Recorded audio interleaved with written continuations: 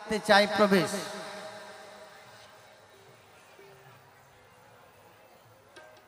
আমাদের বাড়িটা কোথায় আপনারা জানেন সবাই, একটা গান শুনেছেন। বীরভূম জেলায় জয়দেব মেলা, জয়দেব ধাম আপনারা জানেন। জয়দেবের মেলাতে বাউল নাচে গানেতে গেলে চোখে করবি দর্শন, ও সজনী ঘরেতে থাকে না আমার মন। তাহলে বীরভূম জেলায় রেবা নদীর তীরে, বলি আপনাদের ধারে আমাদের কুঠির। আমি কে? আমি জয়দেব ঠাকুরের সহধর্মিণী, নাম আমার পদ্মাবতী। আপনাদের জানাই আমার বাসস্থান কিন্তু এখানে নয়, আমার বাসস্থান হচ্ছে উড়িষ্যায়। আমার পিতার নাম ধর্মদাস, মা দয়ামণি দেবী। সভায় করলাম প্রকাশ, ভাগ্যক্রমে এই কৃষ্ণ ভক্তর সনে আমার বৈবাহিক জীবনের শুরু হয়। তাই আপনাদের জানাই তখন আমরা ছিলাম উড়িষ্যায়।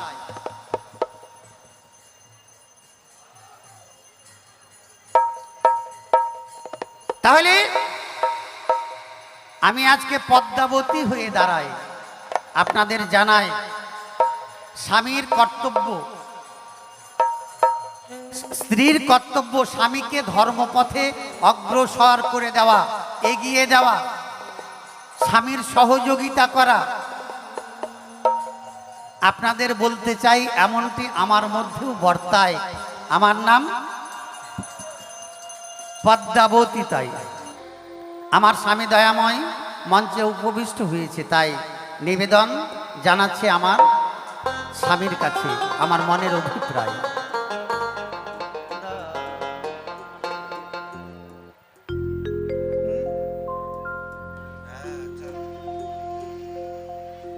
ভাবে নাই নাই নাই নাই নাই নাই রে, ভবে মোর দরদি নাই রে, হাই রে ভবে মোর দরদি নাই রে।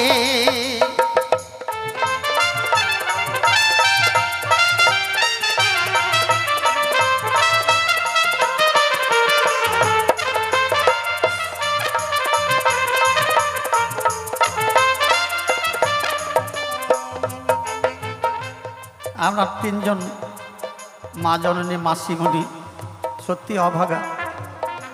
গোবিন্দ তাদের এমন জন্ম দিয়েছে, বাবা সবকিছু কেড়ে নিয়ে মানব করে পাঠিয়েছে।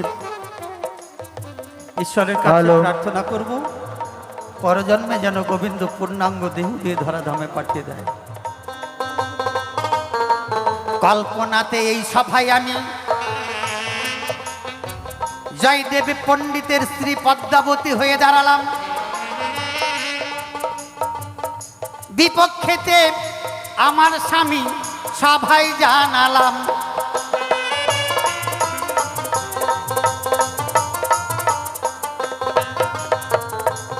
অজয় নদের তীরে আমাদের ছোট্ট কুঠির হয়, বনের বেড়া আর খড়ের ছাউনি আপনাদের জানাই।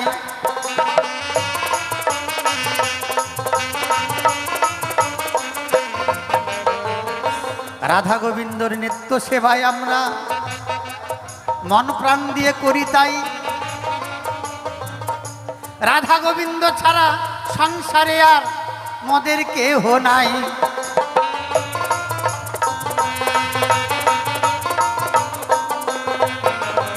তাহলে সন্তান সন্ততি তুল্য আমরা ভালোবাসি, প্রাণের অধিক। কি বলবো আপনাদের কাছে, এই যে রাধা গোবিন্দর সেবার জন্য, তাদের পূজা অর্চনা করবার জন্য আমার স্বামী নিত্য নিত্য ভোরবেলায় 18 কিলোমিটার পায়ে হেঁটে গঙ্গা স্নানে যায়। নিত্য নিত্য ভোরবেলায় যখন যায়, ভোরবেলায় দেখবেন ভোরের পাখিরা কলহ করে মানুষের জাগিয়ে দেয়। কি বলে? ওরে আর ঘুমাস না, ভোর হয়ে গেছে, এখন প্রভাত হবে, ওঠ। ভোরের পাখি হয়ে আমার স্বামী কৃষ্ণ গুণগান গাই, কৃষ্ণ গুণগান গাইতে গাইতে গঙ্গা স্নানে যায়।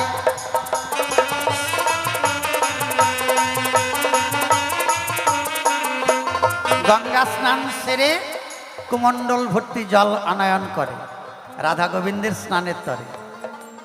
আমার কত ভাগ্য জানেন ও মা, তোমার স্বামী যদি ভালো কাজ করে তোমার সম্মুখে প্রশংসা করলে পরে বুকটাকে ফুলে ওঠে, তাই না বাবা? গর্বে কেন? পাড়ার দিদি ভাইরা কয়, ওরে পদ্মা, সত্যিই তুই একজন স্বামী পেয়েছিস, একজন সাধু পেয়েছিস, তোর জীবন ধন্য রে। আমি বলি কেন দিদি ভাই? ওরে তোর স্বামী স্বামী নয়, ভোরের পাখি আমাদের কৃষ্ণ কথা শোনায়।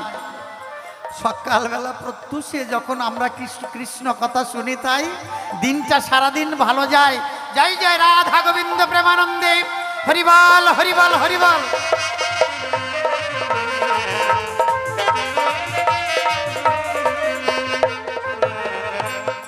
স্বামীর এই সব কীর্তি শুনে আমার হৃদয় ভরে ওঠে তাই।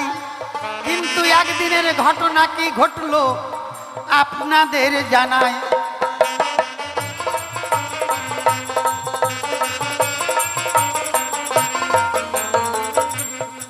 নিত্য নিত্য গঙ্গা স্নানে যায় 18 কিলোমিটার হেঁটে আমাদের বাড়ি থেকে। নির্মলদা প্লিজ 1 মিনিট, একটি বিশেষ ঘোষণা, একটি বিশেষ ঘোষণা। একটি মাননীবেগ কুড়িয়ে পাওয়া গেছে, তাতে অনেক কিছু তার প্রমাণপত্র আছে, তার ভোটের পত্র, প্যান কার্ড, এটিএম কার্ড। যদি কোনো ব্যক্তির হারিয়ে থাকে অফিসের সঙ্গে যোগাযোগ করুন। চালু করেন। সত্যি বাবা গুরুত্বপূর্ণ বিষয়। প্যান কার্ড, ভোটার কার্ড এইসব তো প্রয়োজনীয় জিনিস, সবসময় প্রয়োজন পড়ে। আপনার প্রমাণ দিয়ে অফিস ঘর থেকে এসে নিয়ে যাবেন। সবাই একটু চেক করে দেখবেন মানি ব্যাগ। তাহলে কি দেখছি, নিত্য নিত্য যে স্বামী আমার গঙ্গা স্নানে পদব্রজে কৃষ্ণ নাম গাইতে গাইতে যায়, আজকে আর যায় নাই। আমি দৌড়ে গেলাম স্বামীর কাছে জানতে অভিপ্রায়, মনে অভিপ্রায়। ওগো স্বামী, দয়া করে বলবে তুমি কি কারণে আজকে গঙ্গা স্নান যাও নাই? তাই বলছে আজকে আর যাওয়ার ইচ্ছা না। দেখেছেন? আমি বললাম প্রভু, তুমি নিত্য নিত্য গঙ্গা স্নানে যাও আর প্রভাতী সুরে নাম কীর্তন গাও, কৃষ্ণ নাম সকলকে শোনাও, গ্রামবাসীকে শোনাও। তারা আজকে যে কৃষ্ণ নাম থেকে বঞ্চিত হয়ে যায়, তোমার সেই দিকে কি খবর নাই? তুমি না বৈষ্ণব? কৃষ্ণের নাম বিতরণ করতেই না এসেছি আমরা ধরায়, তাহলে কেন তুমি যাও নাই? প্রভু, তোমার কাছে প্রথম নিবেদন, জানবার অভিপ্রায়, আকুতি জানায় তোমার চরণে, যুগল চরণে। তাই কি কারণে তুমি আজকে গঙ্গা স্নানে যাও নাই জানাবে সবাই।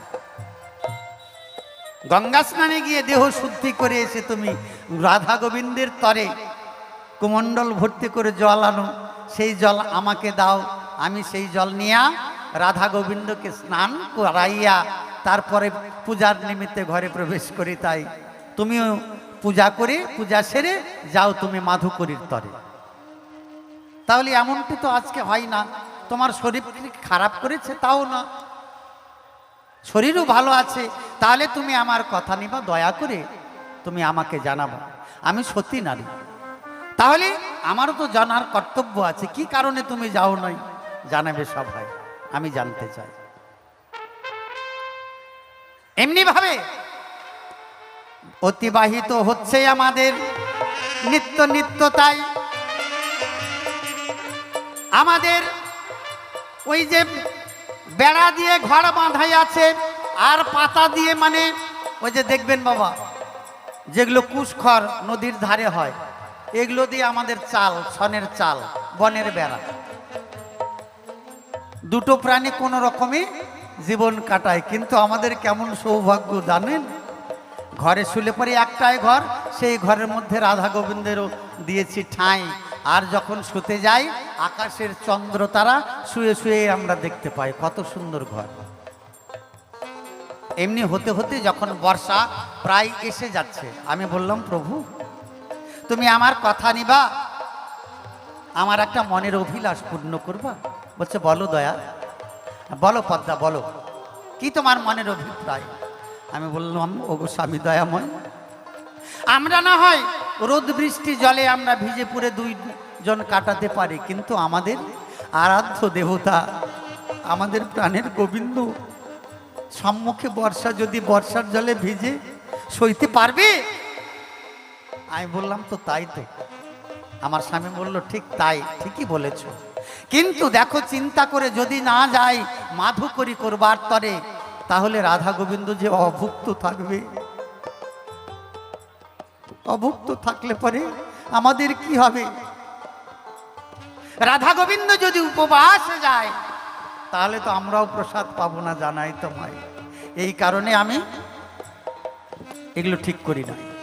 বলছে প্রভু চলো আমরা দুজনে গিয়ে, আমি বললাম রাধা গোবিন্দের যুগল চরণে মিনতি জানাই, প্রার্থনা জানাই, ওগো দয়াময় আজকের দিন তুমি একটু কষ্ট করো, আমার কথা ধরো, আজকে জল আর তুলসী পত্র তুমি সেবা করো, তোমার যা প্রসাদ পাবো তা নিয়ে আমরাও দিন কাটাবো। গোবিন্দের চরণে নয়ন জলে প্রার্থনা জানিয়ে আমরা কাজ শুরু করে দিলাম। তাই আমার স্বামী ছন কাটার জন্য নদীর ধারে যায়, ছন কেটে নিয়ে এসে, বন কেটে নিয়ে এসে বেড়া বেঁধে বেড়া আটকিয়েছে। এবার ছন দিয়ে ছাইতে হবে, খড়ের চাল যেই রকম ছাই সেই রকম ছাওয়া দরকার তো, তাই না বাবা? সেই জন্য স্বামী উঠেছে চালের উপরে, আপনাদের জানেন তো। চালে যখন উঠেছে নিচের থেকে একজনকে বাঁধন ঘুরিয়ে দিতে হবে, তাই না বাবা? তো স্বামী আমার বাঁধন ঘুরিয়ে দিতেছে। বাঁধন ঘুরিতে দিতে দিতে দুপুর প্রায়, আমি বললাম যান স্নান করতে যান, একটু গঙ্গা জল আনবেন, আপনাকে জানালাম।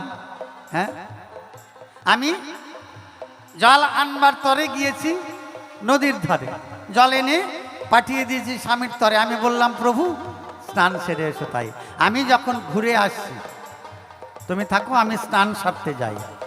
এবার আমার স্বামী কি করেছে, চালের উপর কৃষ্ণ গুণগান গাচ্ছে, চাল চাচ্ছে। আমি বললাম বেশ সারো, আমি স্নান করে তাড়াতাড়ি করে ফিরে আসবো ঘরে, চিন্তা করো না আমার তরে। ফিরে এসে যখন স্নান সেরে কলসি ভর্তি জল এনে অজয়নগর থেকে জল নিয়ে এসে যখন ঘরে ঢুকি, দেখি অবাক কাণ্ড। এই কি,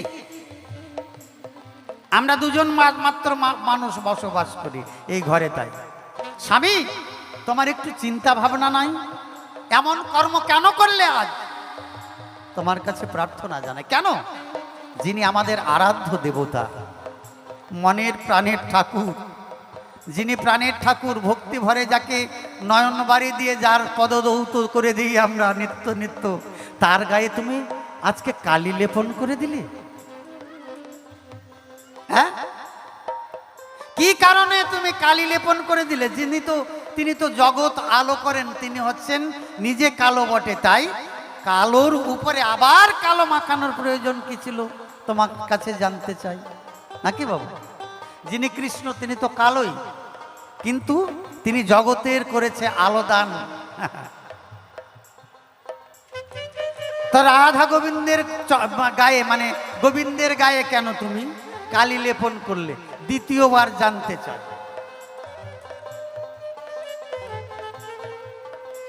যারা আমাদের ভক্তির দেবতা, হ্যাঁ, তাদেরকে সদা সর্বদা আমরা কত যত্ন করি, আদরে যত্ন করি। হ্যাঁ, সেই ঠাকুরকে তুমি আজকে কালি লেপন করে দিলে।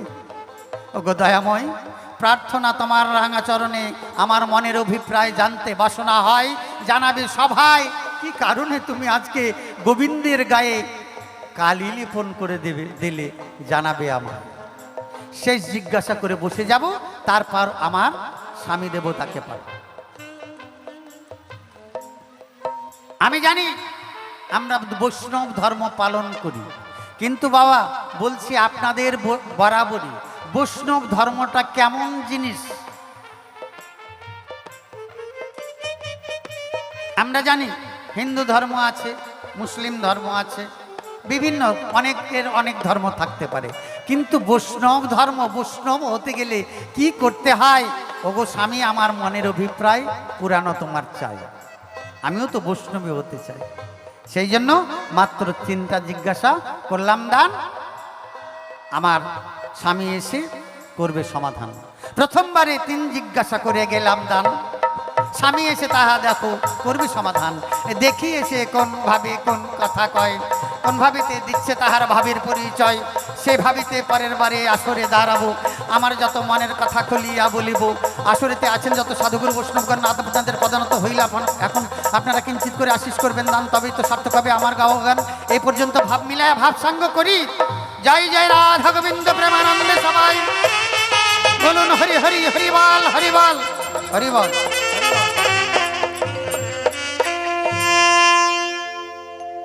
আজকের যে আলোচ্য বিষয় পর্ব বসে শ্রবণ করলেন এতক্ষণ ধরে আমার বিজ্ঞ শ্রোতাবর্গ, একজন পরম সাধক সাধিকা বাংলা সাহিত্য দর্শন নিয়ে আলোচনা করে গেছে। তাই একজন পরম বৈষ্ণব বৈষ্ণবী সাধক সাধিকা আরাধিকা, একজন জয়দেব, একজন পদ্মাবতী সতী, চারদিকে বিশ্বব্রহ্মাণ্ডে ছড়িয়ে আছে তাদের খ্যাতি। তারা হলেন একজন জয়দেব, তার ঘরণী সতী পদ্মাবতী। আমার বিপক্ষের ভাবুক সতী পদ্মাবতী আমার ঘরের ঘরণী হয়ে আমাকে জয়দেবের ভূমিকা দিয়ে কিছু জিজ্ঞাসামালা করে গেছে দান, ভুলি নাই মনে আছে, তাহা করতে হবে সমাধান। সভাতে দাঁড়াই আমার বিপক্ষে সতী পদ্মাবতী সভায় আমি দিলাম পরিচয়।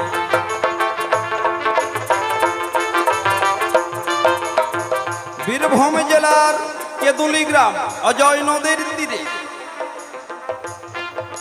জয়দেবের বাবা মা, জয়দেবের বাবা হলেন একজন সৎ ব্রাহ্মণ। কে? বাবার নাম ভোজদেব, মায়ের নাম বামাদেবী। ওই অজয় নদের তীরেই সামান্য একটু জায়গা ছিল, একটু জমি ছিল, ওই জমির উপরেই বাড়ি করে জয়দেবের বাবা রয়। ধীরে ধীরে জয়দেব দেখো কেদুলিতে বড় হলো। তাই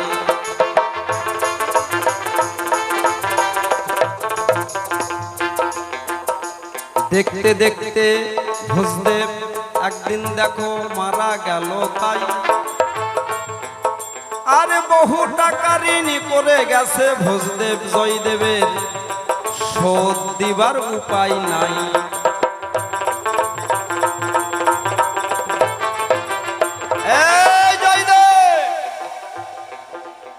তোর বাবা ভোজদেব মারা গেছে, বহু টাকা আমাদের কাছে ঋণ করে গেছে, তুই তো তার ছেলে, বাবার অবর্তমানে এই ঋণগুলো তোকে শোধ দিতে হবে। বল জয়দেব, তোর বাবার ঋণ তুই শোধ করবি কিনা? যে বসত বাড়িটা ছিল তারই কিছু অংশ বিক্রি করে দিল জয়দেব। বিক্রি করে দিয়ে যে অর্থকরী টাকা পেল তা দিয়ে কিছু লোকের ঋণ শোধ করে দিয়ে অবশিষ্ট টাকা দিয়ে ভোজদেবের শ্রাদ্ধ শান্তি ক্রিয়া সম্পূর্ণ পার করে দিলেন। এখন সংসারে মাত্র দুইজন, মার ছেলে আর কেউ নাই। কোন রকম করে দিন যাপন করে তারা দুইজন। তাই সাগন্য দিয়ে কোন রকম করে জয়দেব মায়ে বেটাই জীবন বাঁচায়।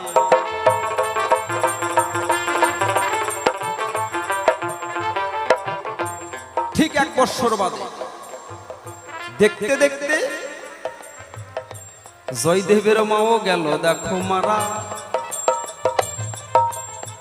একাই পড়ে গেল জয়দেব, 3 কুলে আর কেউ নাই, তিনি হয়ে আত্মহারা।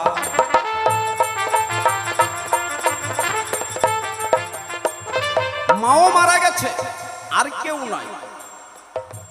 মায়ের শ্রাদ্ধ ক্রিয়াদি করতে হবে, কেমন করে করবে জয়দেব? অতীব দিন দরিদ্র গরিব, কোন রকম করে ভিক্ষে করে যা পায় তাই দিয়ে জীবন চালায়। এখনো মা মারা গেছে, মায়ের শ্রাদ্ধ ক্রিয়াদি করবে কেমন করে? কাছে কোনো টাকা অর্থ সম্পদ নাই। আরেকটু জমি ছিল, সেইটাও বিক্রি করে দিল। বিক্রি করে দেওয়ার পরে যা টাকা পেল সেইটা দিয়ে মায়ের ক্রিয়াকর্ম সেরে দিল। সংসার এখন একা, জয়দেব আর কেউ নাই, বাঁধবার নাই, কাঁদবার নাই, তিনি একা মুক্ত পাখি। এমন সময় অজয় নদ ভাঙতে ভাঙতে ভাঙতে ভাঙতে অজয়দের নদে জয়দেবের বাড়িঘর ভেসে গেল। তাই মাথা গোজার জায়গা দেখো জয়দেবের বটে নাই।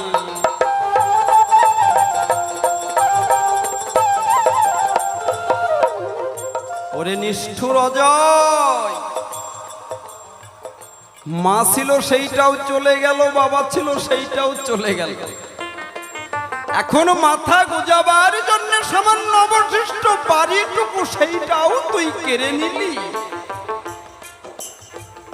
মনের দুঃখে জয়দেব পণ্ডিত বীরভূম কেন্দ্রবিল্ল গ্রাম পরিত্যাগ করে চলে গেল কোথায়? উড়িষ্যায় জগন্নাথ ধামে। উড়িষ্যায় জগন্নাথে গিয়ে সেখানে কোন রকম করে একটা কুটির নির্মাণ করে নিত্য নিত্য ওই জগন্নাথ মন্দিরে ভোগ হয়, জগন্নাথ মন্দিরের প্রসাদ পেয়ে কোন রকম করে জয়দেবের দিন কাটায়। আর ওই গাছের নিচে বসে বসে কুটিরে আমার রাধা গোবিন্দ গিরিধারী রাধা বিনোদের নাম গুণগান করে। এমন সময় ওই জায়গায় আমার এই পদ্মাবতীর সঙ্গে হলো পরিণয়, পদ্মাবতীর সঙ্গে দেখা। পদ্মাবতী ডেকে ডেকে বলল, স্বামী গো, শুনেছি বাংলায় বঙ্গভূমিতে নাকি তোমার জন্ম ভিটে মাটি। স্বামী আমার কথা নাও, তোমার জন্ম ভিটে মাটিকে একেবারে প্রণাম করার সৌভাগ্য আমার হবে। একবার নিয়ে চলো সেখানে, আমি তোমার জন্মভূমিকে দর্শন করতে চাই। এমন মহাসাধক, এমন মহাবৈষ্ণব যে মাটিতে জন্মগ্রহণ করেছে, সেই মাটিতে একটা প্রণাম দিয়ে ওই মাটি আমার অঙ্গে আমি একটু লেপন করতে চাই।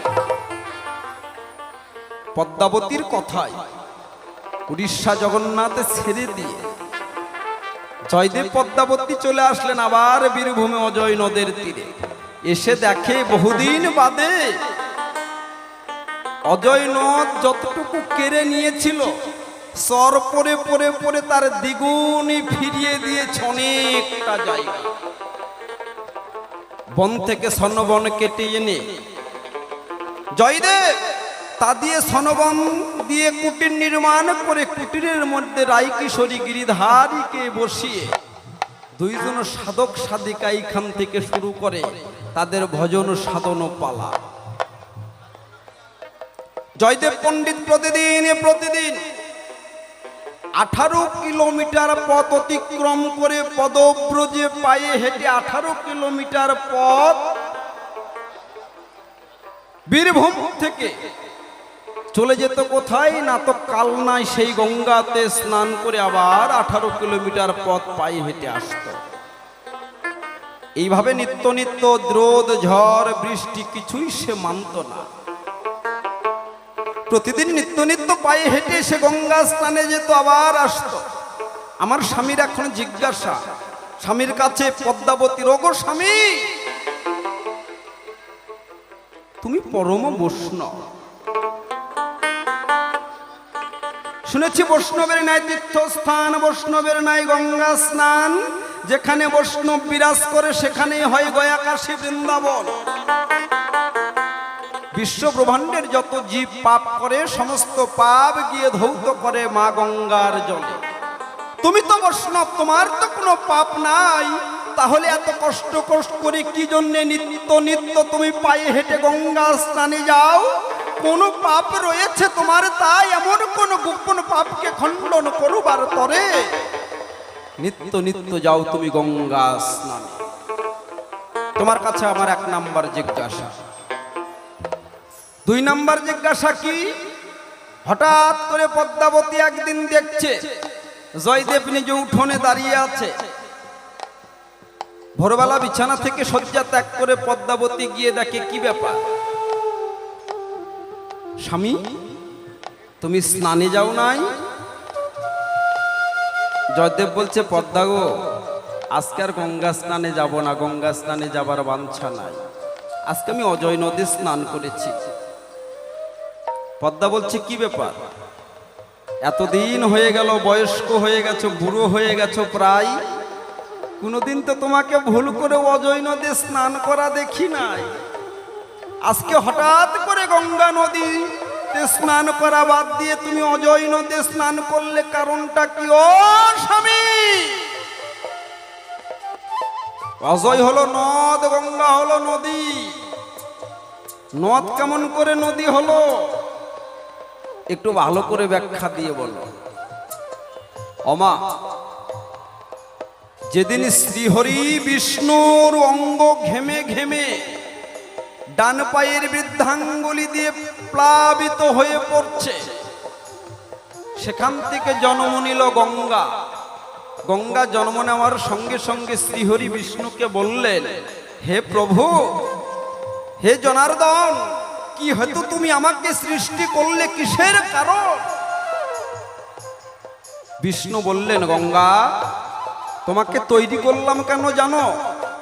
বিশ্ব ভূমণ্ডলের যত জীব আছে, সমস্ত জীব যারা পাপ করবে, সমস্ত জীব যেন তোমার জলে স্নান করে অবগাহন করে সমস্ত পাপ থেকে মুক্তি হয়, এই জন্য আমি তোমাকে সৃষ্টি করেছি। তাই গঙ্গা বলল, প্রভু, বিশ্ব ব্রহ্মাণ্ডের যত জীব সবাই আমার জলে অবগাহন করবে, স্নান করবে, সমস্ত পাপ আমার জলে ধৌত করে আমাকে বিসর্জন করবে। প্রভু গো, বিশ্ব ব্রহ্মাণ্ডের জীবের পাপ নিতে নিতে আমি যে মহা পাপিনী হয়ে যাব, আমি যে পতিত পাবনী হয়ে যাব, তুমি কি বলতে পারো আমি এই পাপ কেমন করে মুক্তি পাবো?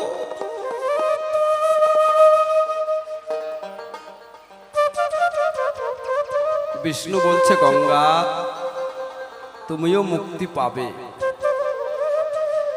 সত্যিকারের কোন বৈষ্ণব এসে যদি কোনোদিন তোমার জলে স্নান করে,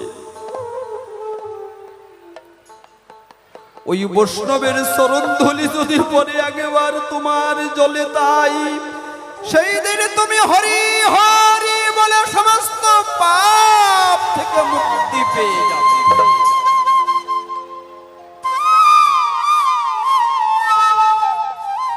পদ্মারে, আমি আমার জন্য যাই না, মা পতিত পাবনী গঙ্গাকে প্রতিদিন যাই গিয়ে তার জলে স্নান করে, তার জলে 1 ফোঁটা করে চরণ ধুলি যেন পরে মা গঙ্গা উদ্ধার। এই জন্য 18 কিলোমিটার পথ পদব্রজ পায়ে হেঁটে নিত্য নিত্য আমি যাই। আজকে কেন গঙ্গা স্নানে যাইনি জানো? জয়দেব যখন ভোরবেলা কুটির থেকে বের হয়ে কেবল উঠোনে পা দিয়েছে, দেখে একই আমি কি দর্শন করছি? যোগী পাই না যোগ সাধনে, মনি পাই না ধ্যানে, জয়দেবের আঙ্গিনায় মা গঙ্গা, মকর বাহিনী গঙ্গা মকরে বসে আছে। মা গঙ্গা আজকে জয়দেবের উঠানে এসেছে। মা, ও মা, আজকে তুমি আমার উঠোনে এসেছো? এই তো আমি যাচ্ছি, আমি বের হয়েছি। গঙ্গা বলছে, না রে জয়দেব, আর তোকে যেতে হবে না, আজকে আমি নিজে এসেছি। কেন?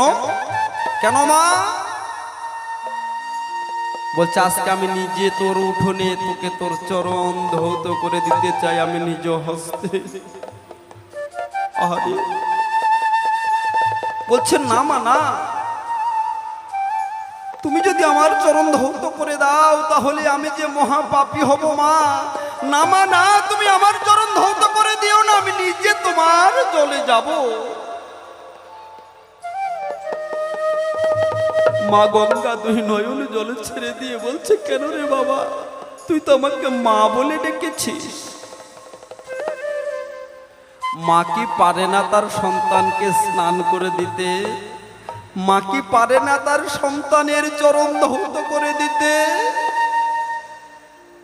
তারপরে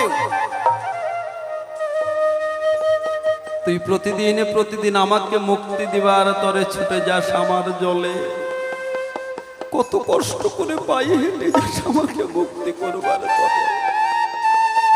এতে যে আমার পাপ হচ্ছে রে বাবা, আজকে আমি তাই ছুটে এসেছি নিজে হস্তে তোর উঠোনে তোর চরণ দুখানা আমি আজকে ধুয়ে দিতে চাই। মা গঙ্গা জয়দেবের চরণ ধৌত করে দিয়ে মা গঙ্গা নিজে আবার কালনাই গঙ্গায় ফিরে যাচ্ছে। জয়দেব বলছে মা, মা একবার যখন এসেইছো আমার একটা ছোট্ট অনুরোধ রাখবে মা? বলো জয়দেব। মারে আমার বয়স হয়ে গেছে, আর এখন ভালো করে হাঁটা চলা করতে পারি না। ওই কালনায় 18 কিলোমিটার পথ হেঁটে যেতে আমার বড় কষ্ট হয় গো মা। তাই এসেছো যখন দয়া করে একটি ধারা যদি তুমি অজয় নদে দিয়ে যাও। শুধু আমার জন্য নয় মা, সকলেই তো কালনায় হেঁটে গিয়ে গঙ্গা স্নানে যেতে পারে না। তুমি একটা ধারা যদি অজয় নদে দিয়ে যাও, এই কেন্দুলিবাসী যত আছে প্রতিদিন তারা নিত্য নিত্য গঙ্গা স্নান করে পাপ থেকে যেন মুক্তি পেয়ে যায়। বলো তথাস্তু। সেই দিনটা কোন দিন? পৌষ মাসের শেষ, পৌষ সংক্রান্তি অর্থাৎ মকর সংক্রান্তি। মকরে চড়ে এসেছিল একটা ধারা অজয় নদে দিয়ে গেলে। এই জন্যে পদ্মা আর আমি ওই গঙ্গাতে যাব না, আজ থেকে আমি অজয় নদেই স্নান করে নেব। বুঝেছ? বৈষ্ণব কারে বলে জানো? অনন্ত গুণ সংযুক্তানাং বাঞ্ছা কল্পতরুবর, তিনি বৈষ্ণব কৃষ্ণ নাম যার মুখে নিরন্তর। অনন্ত গুণের অধিকারী আমার বৈষ্ণব। আমি বৈষ্ণব হতে পারি নাই বাবা। আপনারা সকলেই যদি কৃপা করেন, তবে যদি একটু বৈষ্ণবের কৃপা পেয়ে, যদি চরণধূলি পেয়ে যদি বৈষ্ণব হতে পারি। বৈষ্ণবের গুণের বর্ণনা করা যায় না গো মা, অনন্ত অনন্ত গুণ। তিনি বৈষ্ণব যার মুখে কৃষ্ণ নাম সদা সর্বক্ষণ নিরন্তর। কৃষ্ণ কৃষ্ণ বলতে বলতে দিবানিশি যে জোর নয়ন জলে ভাসি হরিবল হরিবল বলে কৃষ্ণ নাম করে তিনি বৈষ্ণব। চাওয়া পাওয়ার আশা সকলে নাসিয়া, যে জন অকুলে ভাসিতে পারে সখী ভালোবাসা বলি তারে। তার নির্মল প্রীতি সদাই ঊর্ধ্ব গতি, তখন প্রেম নগরে বাস করে তিনি বৈষ্ণব। আর বলেছে পদ্মা একদিন গিয়েছিল যমুনা ওই অজয় নদে জল আনতে। জল নিয়ে এসে দেখে জয়দেব ঘরে যে গিরিধারী মূর্তিটা ছিল, মূর্তিটা কোলে নিয়ে তার গায়ে কালি লেপন করছে।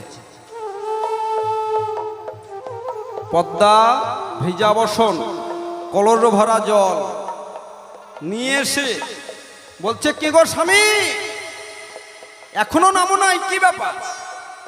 এ কি দেখছি আমি? বুড়া বয়সে আমার স্বামীর ভীমরতি ধরল।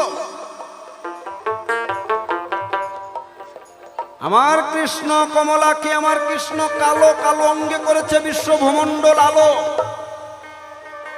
তুমি আবার পুনরায় কালো অঙ্গে কালি দিচ্ছ। তোমার কৃষ্ণ ভজন করতে করতে মতিভ্রম হয় নাই তো?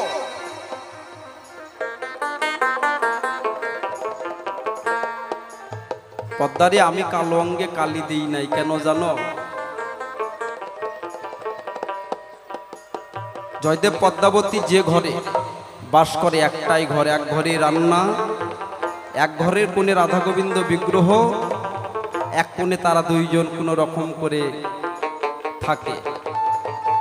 পদ্মা একদিন ডেকে ডেকে বলছে, স্বামী গো, আগত বর্ষাকাল, আমাদের ঘরটা দেখো ছাউনিগুলো ফুটো হয়ে গেছে, আকাশে যখন বরিশন হবে ওই জল বাইরে পড়ার আগে পড়বে আমাদের ঘরে।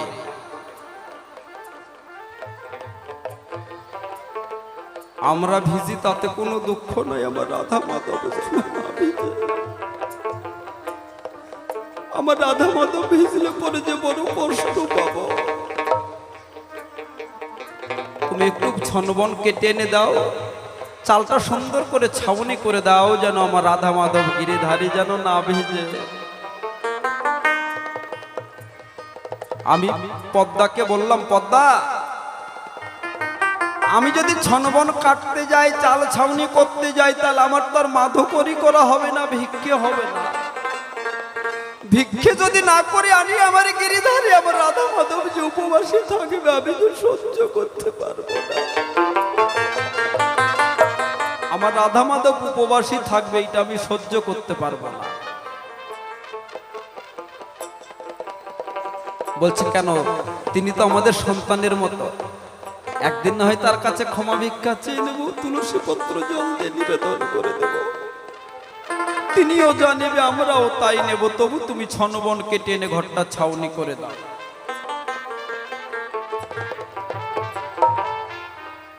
পদ্মার কথা শুনে জয়দেব বনের মধ্যে যায়, ছনবনে কেটে এনে চাল ছাউনি করতে লাগিল জয়দেব। বলি যে তোমায়,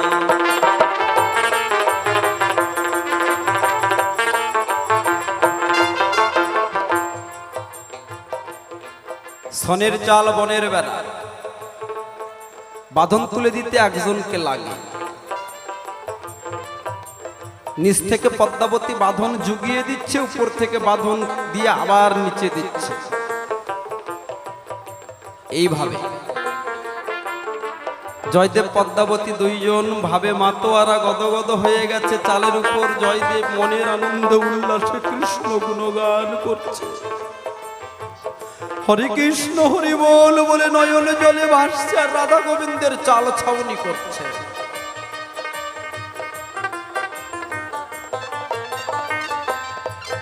আর রাধা গোবিন্দ মনের আনন্দে কুপিরে, আহারে ভক্তের বদনের কৃষ্ণ কথা শুনলে পরে, ভক্তের বদনের কৃষ্ণ কথা শুনতে বড় ভালোবাসে, তাই তো গোলক ছেড়ে ছুটে আসি। আমার প্রভু মনের আনন্দে জয়দেবের বদনের কৃষ্ণ কথা শুনছে। এমন সময় বেলা দ্বীপ্রহর হয়ে গেছে। পদ্মা কখনো জানি জয়দেবকে বলেছে, স্বামী তুমি চাল থেকে নামো, আমি একটু অজয় নদে স্নান করে জলে নে আমার গিরিধারীকে একটু তুলসী পত্র দিয়ে নিবেদন করে দিই। কিন্তু কৃষ্ণ গুণগানে এমন মত্ত হয়ে গেছে, মাতোয়ারা হয়েছে, ওই ডাক গিয়ে কিন্তু আর জয়দেবের কানে পৌঁছালো না। মনের আনন্দে কৃষ্ণ নাম করছে। এইদিকে পদ্মাবতী স্নান করে এসে, পদ্মা যখন চলে গেছে, আর রাধারানী ডেকে ডেকে গোবিন্দকে বলছে, গোবিন্দ ওই যে দেখো পদ্মা চলে গেল, সে তো আর বাঁধন তুলে দেবে না। জয়দেবের যদি বাঁধন তুলে না দেয়, জয়দেবের যে ভাবদশা কেটে যাবে, তার বদনে আর কৃষ্ণ নাম হবে না। প্রভু তুমি একটা কিছু করো, আমি যেন ভক্তের বদনের কৃষ্ণ কথা শুনতে পারি। এমন অমৃত মধুর কৃষ্ণ কথা শুনতে বড় ভালোবাসি, তুমি কিছু একটা করো। গোবিন্দ সঙ্গে সঙ্গে পদ্মাবতীর রূপ ধারণ করে, পদ্মাবতীর রূপ ধারণ করে বাঁধন তুলে দিচ্ছে। পদ্মা স্নান সেরে কলর ভরা জল নিয়ে সে যখন উঠোনে দাঁড়ালো, তখনও জয়দেব মনের আনন্দে গান করছে আর চাল চাইছে। কি গো স্বামী, তুমি চাল থেকে নামো নাই? পদ্মার জোরে জোরে চিৎকার শুনে জয়দেবের ভাবদশা কেটে গেল। আর এইদিকে কৃষ্ণ তার নিজের রূপ সংবরণ করে গিয়ে আবার গিয়ে বসলেন।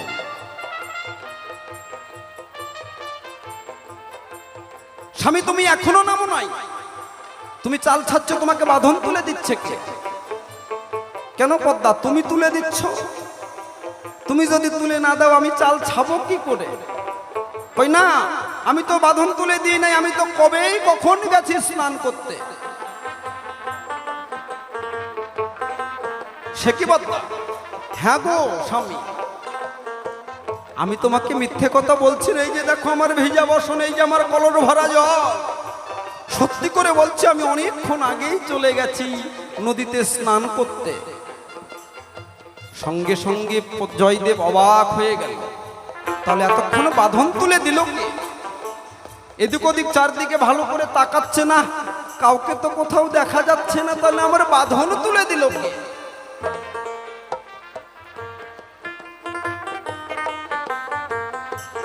জয়দেবের আর বুঝতে রইল না বাকি, এই কাজ কে করেছে। ওই এক ঘরেই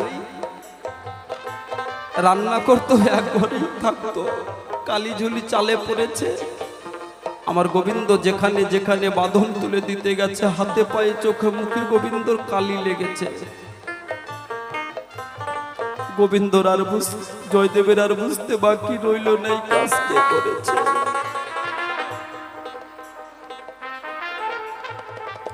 বিগ্রহর কাছে গিয়ে দেখলেন গোবিন্দর হাতে মুখে চোখে সব জায়গায় কালি লেগে আছে। জয়দেব গিরিধারের বিগ্রহটা কুলে করে নিয়ে বলছে, প্রভু তোমার এত দয়া,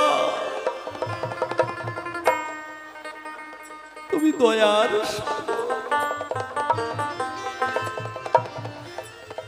তুমি ভক্তের মনীষের কাজ করে দাও, লেবারের কাজ করে দাও, তুমি ভক্তের জন্য নিজ অঙ্গে কালি মেখেছো, তোমার এত দয়া।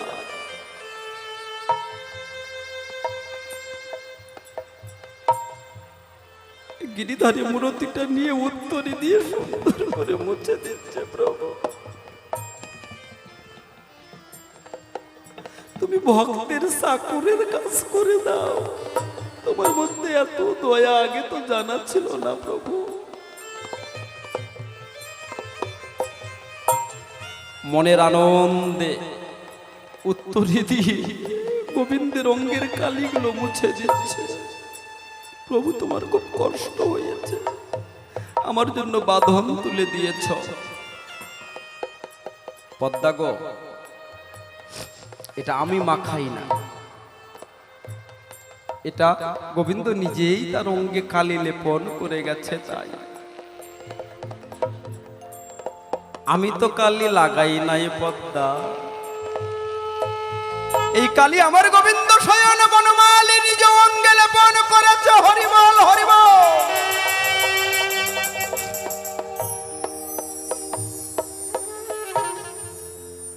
এই তো তোমার জিজ্ঞাসা ছিল,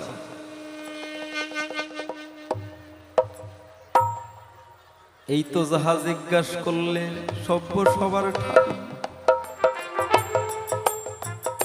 তোমার কাছে জবাব দিলাম আমি পদ্মা, চিন্তার কিছু নাই।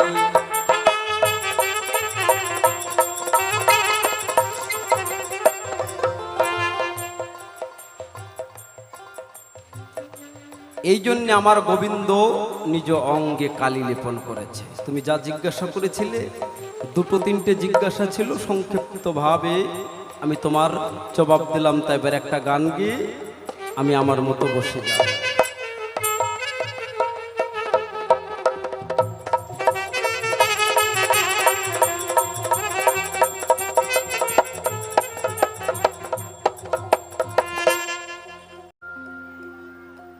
ওরে তারে ঘরের বাহির করে ছাড়ে,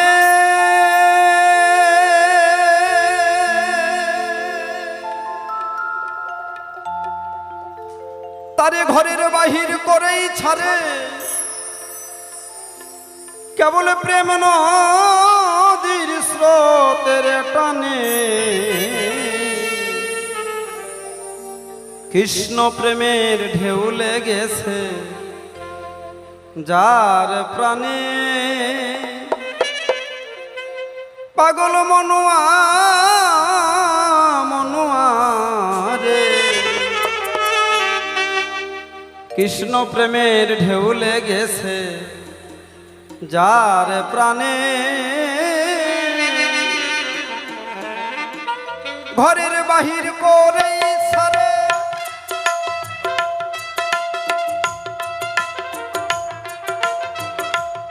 তারে ঘরের বাহির করেই ছাড়ে, প্রেম নদীর স্রোতের টানে। কৃষ্ণ প্রেমের ঢেউ লেগেছে যার প্রাণে, কৃষ্ণ প্রেমের ঢেউ লেগেছে যার প্রাণে।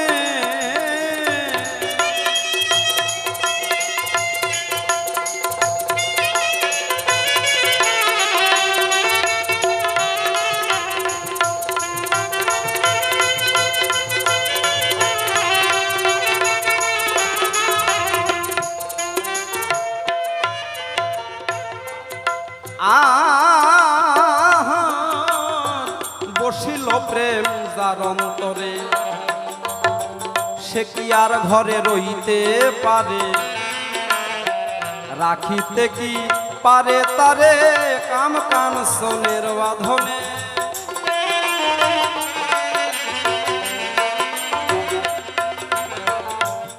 যার মধ্যে একবার কৃষ্ণ প্রেম গাঢ় ভাবে হয়ে যায় মাখামাখি, শ্যামকালা যাদের সঙ্গে হয় দেখা দেখি, গাঢ় প্রেম ভক্তি যখন যার হৃদয়ে জন্মায়, ওকে যতই মারো যতই কাটো কৃষ্ণ নামার বদনে ভুলবে না। তার প্রমাণ হরিদাস ঠাকুর। 22টা বাজারে ঘুরে ঘুরে বেত্রাঘাত করা হলো, এই হরিদাস নাম ছাড়বি কিনা বল। বলল কৃষ্ণ নাম করতে করতে যদি আমার জীবন চলে যায়, ভাববই পাব দেহটাই আমার গোবিন্দ সেবাই লেগেছে। কত কোটি কোটি জনম ধরে গোবিন্দের চরণ সাধন করে পাওয়া যায় না, আমার এই পাব দেহ যদি একেবারে গোবিন্দ সেবাই লেগে যায়, বল আমার মতন ভাগ্যবান আর কে আছে। যতই কাটো যতই মারো কৃষ্ণ নাম সে আর তখন ছাড়ে না। কৃষ্ণ নাম কেন এত করি, কেন ভালো লাগে? কৃষ্ণ নাম ভালো তাই ভালোবাসি। বসিল প্রেম যার অন্তরে, সে কি ঘরে রইতে পারে,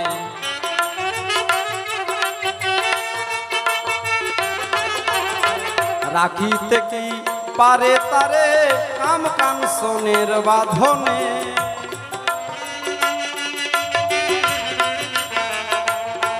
এখন শুদ্ধ ভক্তির আশ্রয় নিয়া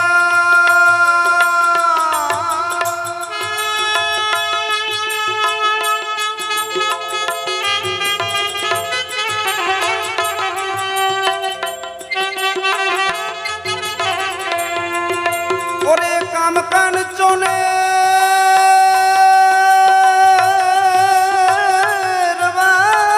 কাটিয়া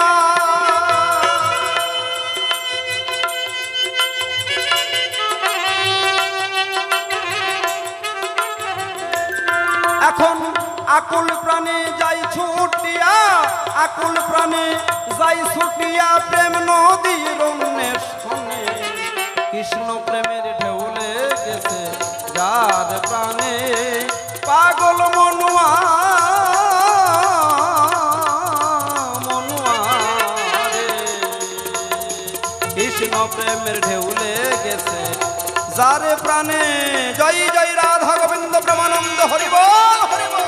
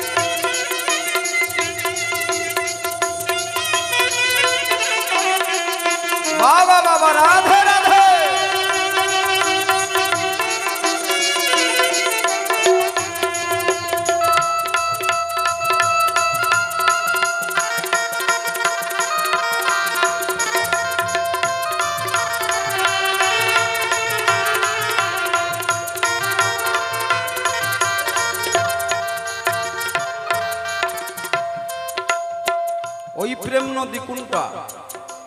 জয়দেব 18 কিলোমিটার পথ পায়ে হেঁটে গঙ্গায় যেত। কোন গঙ্গা? বহির্জগতে। বহির্জগতে জয়দেব যেত কালনাতে, বীরভূম থেকে কালনা 18 কিলোমিটার। মানব দেহে, আমার মানব দেহে 18 মোকাম, 18 কিলোমিটার পথ। সাধুগুরু বৈষ্ণব যারা নিত্য নিত্য স্নান করে, তারা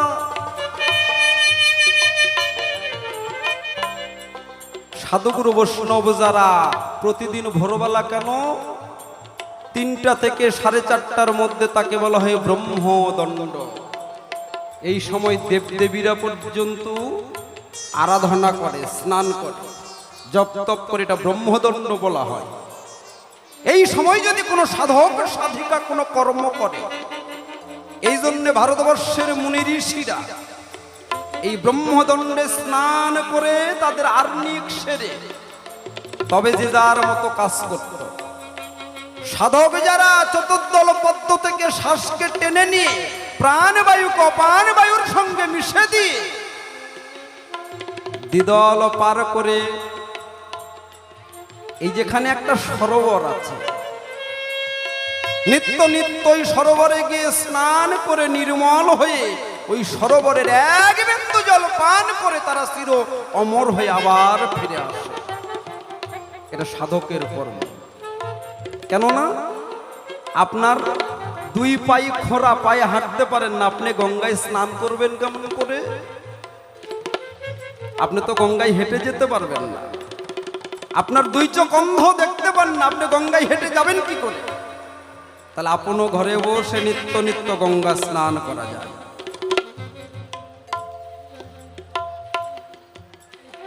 সেই নদীতে নাই কালো জল, আনন্দে থলে কেবল, যার বাইরে ভিতর করে শীতল, এক বিন্দু যার জল পানে।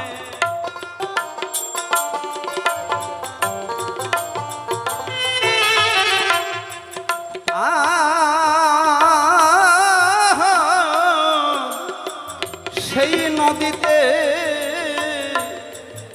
নাই কালো জল, ওরে মন আনন্দেও থলে কেবল, যার বাইরে ভিতর করে শীতল, এক বিন্দু যার জল পানে। প্রেম নদীতে দিলে ঘটা,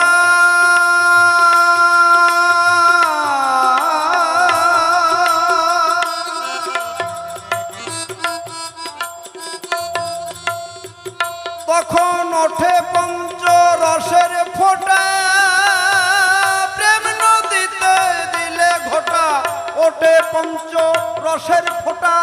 পান করিলে 2-1 ফোঁটা, পান করিলে 2-1 ফোঁটা, ভয় কি রে তার মরণে। কৃষ্ণ প্রেমের ঢেউ লেগেছে যার প্রাণে, কৃষ্ণ প্রেমের ঢেউ লেগেছে যার প্রাণে। জয় জয় সাধু গুরু বৈষ্ণব গোসাই ব্রহ্মানন্দ, হরিবল হরিবল হরিবল।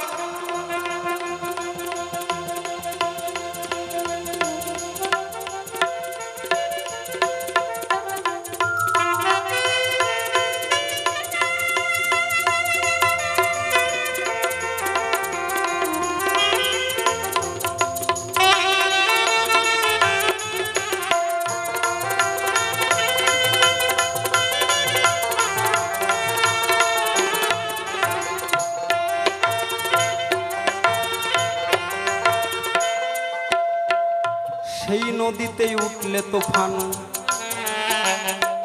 শুধুই কেবল মদনের বান। গোসাই মাখন বলে হওরে সাবধান, প্রাণ যাবে নইলে মদনের বানে।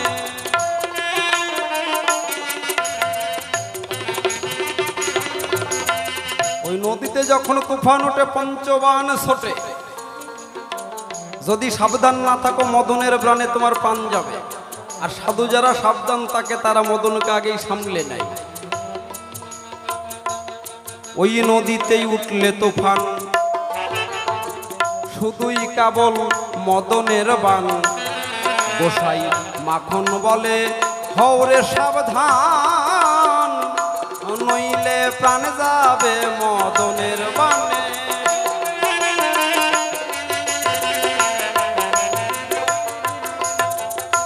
মদনের ওই পঞ্চ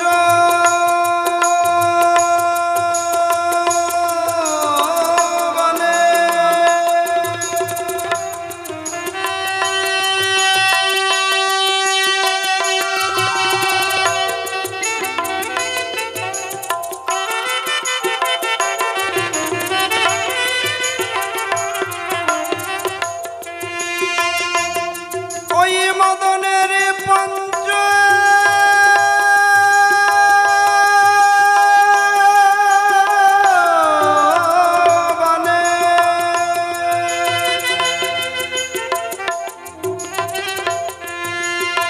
মদনের ওই পঞ্চবনে ভিতরে বাহিরে টানে। মদনের ওই পঞ্চবনে ভিতরে বাহিরে টানে।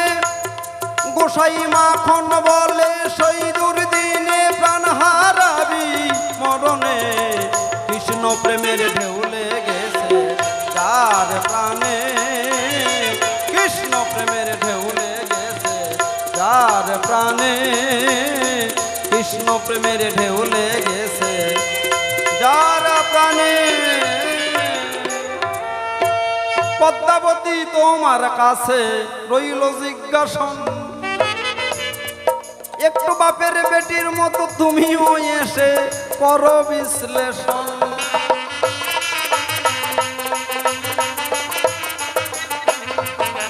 শাস্ত্রের বচন মিথ্যা নয় কখন। তোমার বাবা আটকুরে আর মা তোমার বাঁধা বটে ছিল। আটকুরাই আর বাঁধার দেখো কেমন করে সন্তান গো হলো।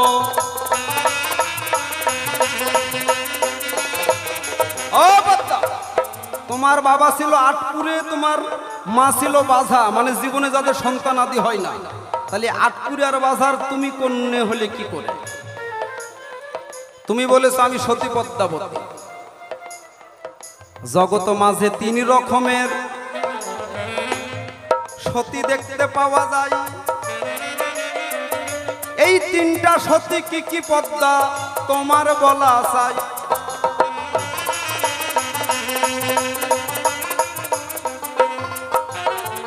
সতী কাহাকে বলা হয়?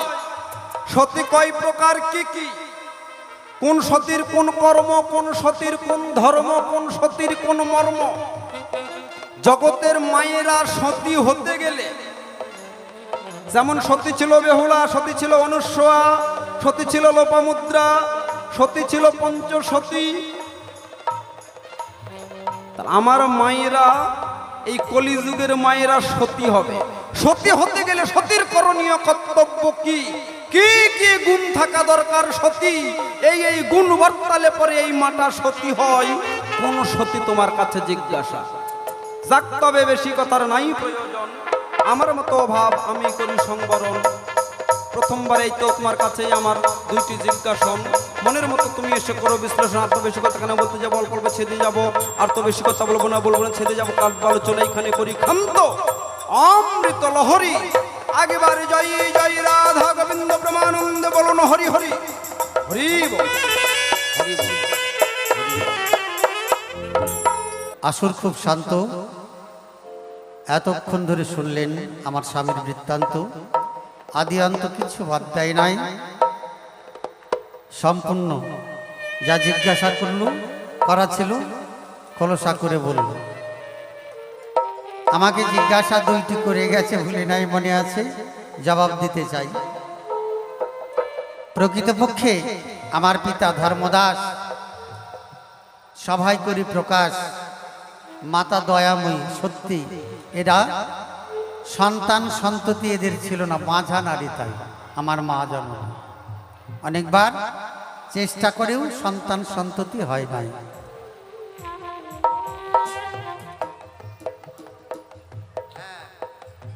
গান ভালো হচ্ছে না বাবা? ভালো হচ্ছে, হ্যাঁ ঠিক আছে।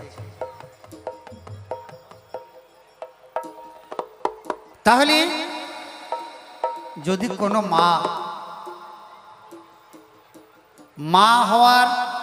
মা হয়ে মানে এসেছে, মা হবার তরে ধরায় মেয়েদের, এটাই গোবিন্দের কাছে প্রার্থনা জানাই।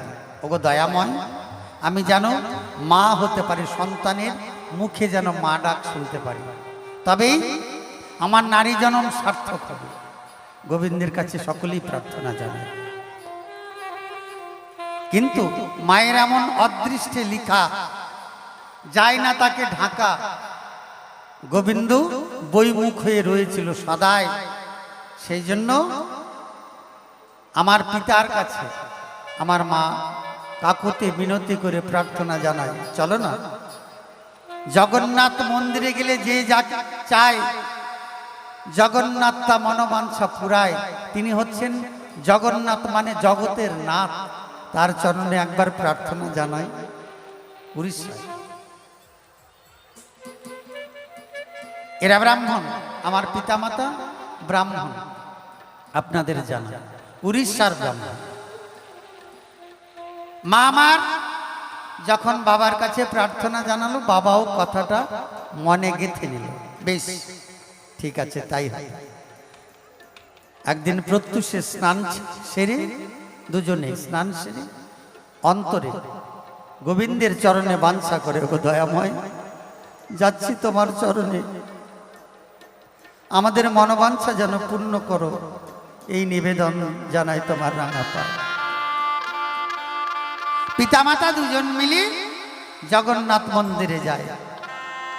গিয়ে ষষ্ঠাঙ্গে প্রণাম করল, জগন্নাথের দরজায় নিবেদন জানালেন, ওগো দয়াময়, ওগো জগতের নাথ, তুমি আমাদের কথা নিবা। আমরা তো পিতা ডাক মা ডাক শুনতে পাই নাই, এই মনোবাঞ্ছাটুকু আমার পূরণ করো।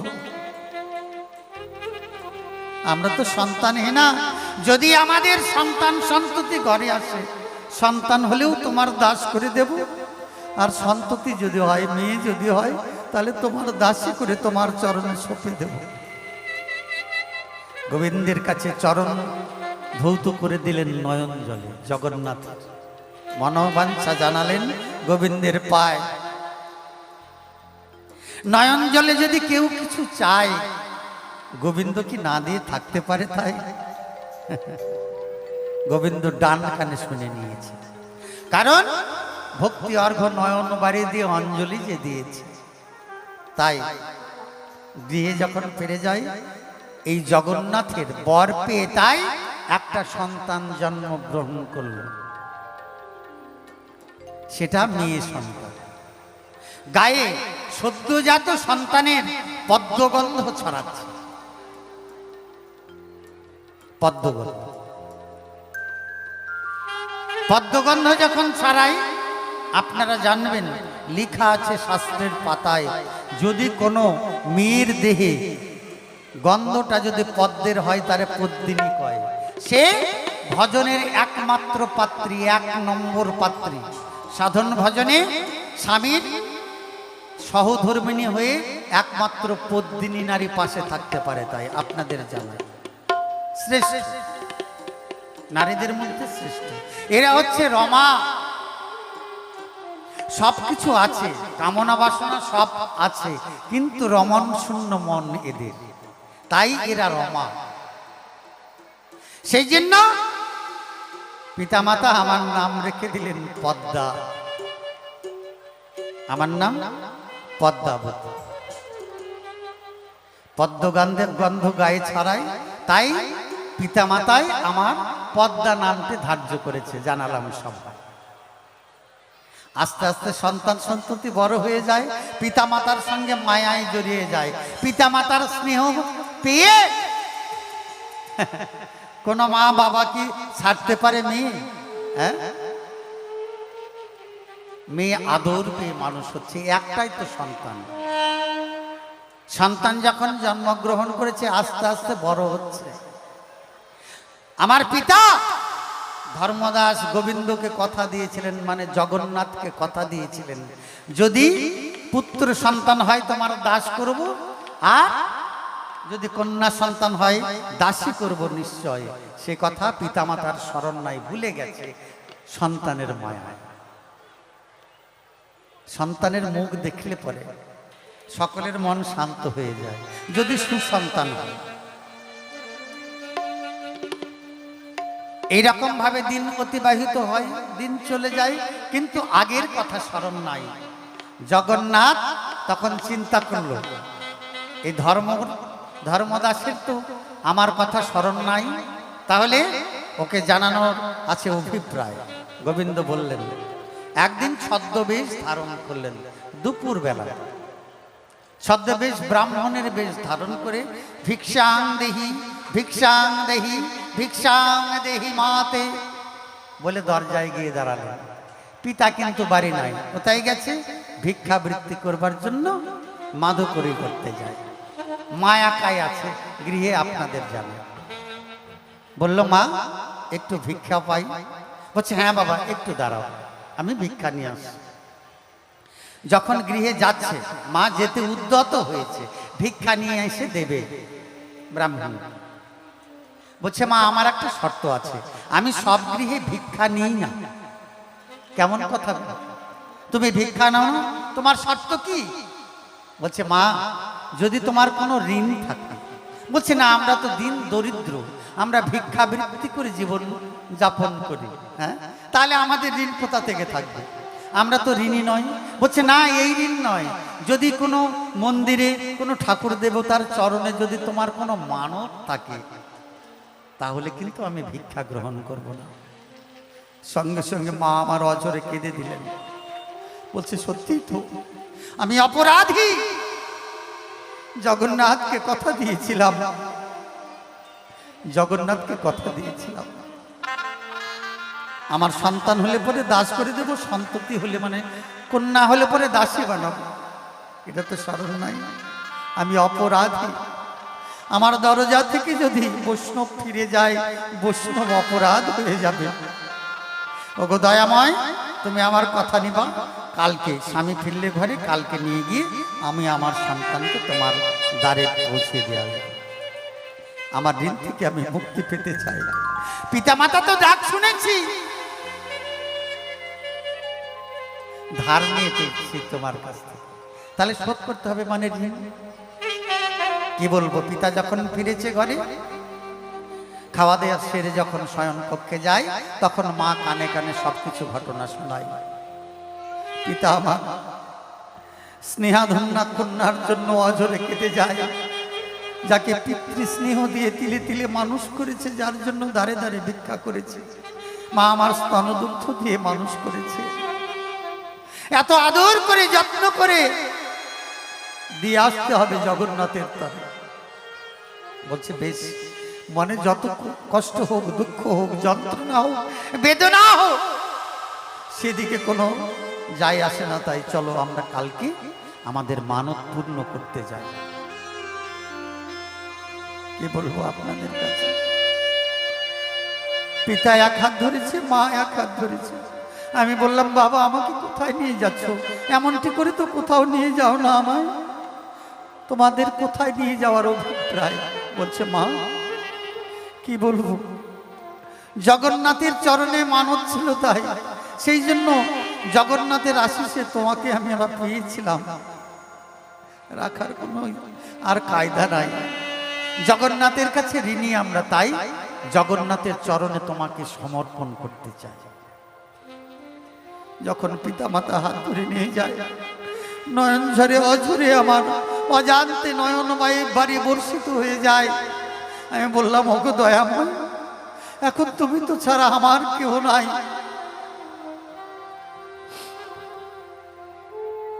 জগন্নাথ মন্দিরের দরজায় নিয়ে গিয়ে জগন্নাথকে পিতা এবং মাতা গলা বস্ত্র হয়ে ষষ্ঠাঙ্গে প্রণাম জানিয়ে বলছে, ওগো দয়াময়, আমাদের কন্যা সন্তান হয়েছিল আগে তোমার চরণে মানত করেছিলাম, পূর্ণ করতে এসেছি, তোমার জিনিস তোমার কাছে সমর্পণ করে যায়। জগন্নাথ অন্তরে চিন্তা করল, একটা যুবতী নারী কেমন করে আমি মন্দিরে রাখতে পারি? এখানে যত সব পান্ডা সব অত্যাচারী। জগন্নাথ মন্দিরের আশপাশ দিয়ে যত পান্ডা আছে বাবা, কি বলবো আপনাদের কাছে, এরা পান্ডা নয়, এরা আসছে সন্ডা গুন্ডা। যারা পুরীধামে গিয়েছেন তারা জানেন অনেক অজান্তে অনেক কিছু দুর্ঘটনা ঘটে যায়। যুবতী নারী যদি মন্দিরে পাই, ছিঁড়ে ছিঁড়ে কাক শকুন শিয়ালের মতো ছিঁড়ে কামড়ে খাবে, আপনাদের জানালাম। সেই জন্য জগন্নাথ বাবাকে জানায়, শোনো আমার কথা নিবা, তোমার মানত তুমি পূর্ণ করেছো, আমার কথা শুনবা। তুমি তোমার কন্যাকে গিয়ে দেখো নদীর পারে, তাই একজন বৈষ্ণব রয়েছে, নবীন বয়সের বৈষ্ণব, তাকে তার কাছে অর্পণ করো। বলবে জগন্নাথের নির্দেশ মতো নিয়ে এসে তোমার তরে, এখন তুমি যদি একে কৃপা করে তোমার সঙ্গিনী সহধর্মিণী করে নাও, তাহলে আমরা জগন্নাথকে দেয়া কথা প্রতিশ্রুতি রক্ষা করতে পারবো। এই বলে জগন্নাথ যখন জানিয়ে দিলেন পিতাকে, পিতা মাতা আমাকে নিয়ে গিয়ে ওই কুঠিরে, যেখানে আমার স্বামী জয়দেব কুঠির নির্মাণ করেছিল, সন্ধ্যাবেলা পৌঁছে গেল। পৌঁছে যখন যায় বলল, ওগো বৈষ্ণব ঠাকুর আছেন বাড়িতে? বলছে কে? বলছে আমাদের চিনবে না, জগন্নাথের আদেশ নিয়া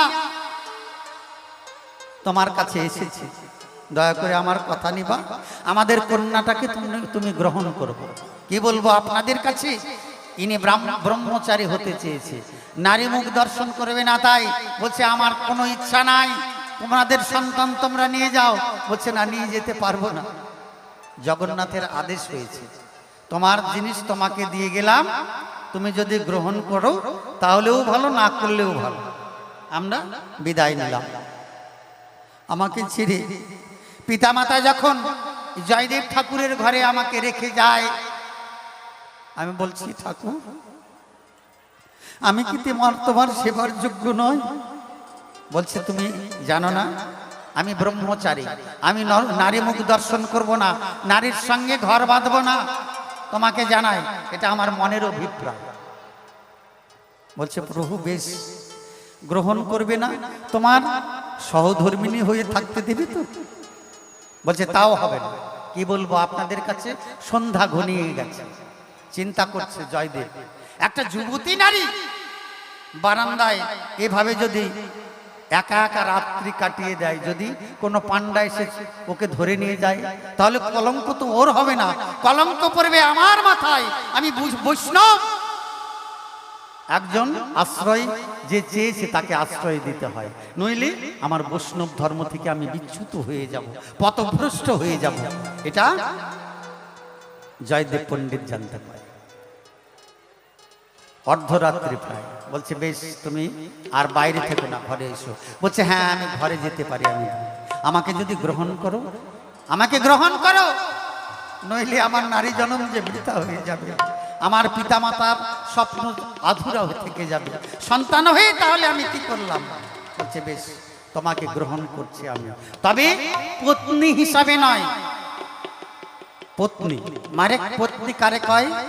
জোর করে যে পতির সঙ্গে রমণ করে তার পিতৃসত্তা বস্তু বিয়োগ ঘটায়, পতন করায়, তারে পত্নী কয়। তোমার সহধর্মিণী হতে চাই। সহধর্মিণী মানে যিনি, যে নারী পতির ধর্মে সহযোগিতা করে তাকে সহধর্মিণী কয়। এভাবে 26 প্রকার নারীর মধ্যে গুণ রয়। এই হলো বিষয়। তখন বৈষ্ণব মতে মালা চন্দন হয়েছে ওর আর আমার সাথে, হয়েছে শুভ করে নয়, এই বিষয়ে আপনাদের জানালাম সভায়। এইবার সতী কত প্রকার? সতী মাগো 3 প্রকার রয়েছে। সতী 3 প্রকার, আপনি সতী হতে পারেন। তাহলে কি প্রকারে আপনি সতী হতে পারেন? আপনার সত্তা, যেটা সত্তা, যেটা ব্রহ্ম বস্তু মানে সত্তা যদি ধারণ করে রাখতে পারেন, তাহলে আপনি সতী। পতিব্রতা সতী, এটাকে গেল সত্তা সতী, পতিব্রতা সতী, যিনি জানেন ইহলোক পরলোক, ইহকাল পরকাল, আমার পাপ পুণ্য শোক তাপ দুঃখ যন্ত্রণা সব যিনি পতির চরণে অর্পণ করেছেন, পতির সুখে যিনি নিজে শান্তি পায়, নিজের শান্তি বলে কিছু নাই, তিনি হচ্ছেন পতিব্রতা সতী। একটা সতীর কথা বাকি আছে, একটা গান শোনাই, তারপরে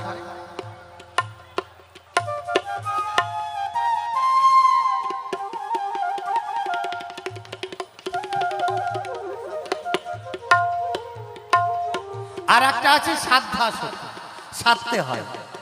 ওমা সতীর লক্ষণ তখনই পাবেন, তাই স্বামী কি দিয়েছেন? শঙ্খ সিঁদুর দিয়েছেন বাবা, তাই না? এখন দেখবেন অনেক মায়েরা সিঁদুর তো ব্রহ্মজনিতে দেয়, ওইদিকে নাই, এখন বাইপাস হয়ে গেছে। বাইপাস কেন? দাম কমে যাবে। মাথা ফাটা যদি থাকে দাম কমবে না? কেউ আমার দিকে তাকাবে? বাইপাস। হ্যাঁ, যে সিঁদুর দিয়েছে স্বামী, স্বামী হচ্ছে সতীর আসল স্বামী। এও স্বামীকে ভজনা করলে জগৎ স্বামীকে লাভ করা যায়। স্বামীর দেওয়া সিঁদুর দ্বিদলে ধারণ করতে হয়, এখন নাই। এখন এসেছে টিপ, যেই কয়দিন আঠা সেই কয়দিন ল্যাঠা, যেই কয়দিন আঠা ছুটে যায় তখন আর ওই রকম থাকে না বাবা। ওই যে বাথরুমে রেখেছিল আঠা নাই, মার কপালে ঢেকে বাবা স্বামী থাকবে। এখানে গোবিন্দ দ্বিদল পদ্মে বসবাস করেন। স্বামীর দেওয়া সিঁদুর দ্বিদল পদ্মে ধারণ করতে হয়, তার মন্ত্র আছে। দেখুন কয়টা মায়েরা এখানে এসেছেন, স্বামীর দেওয়া সিঁদুর পরে বসে আছেন।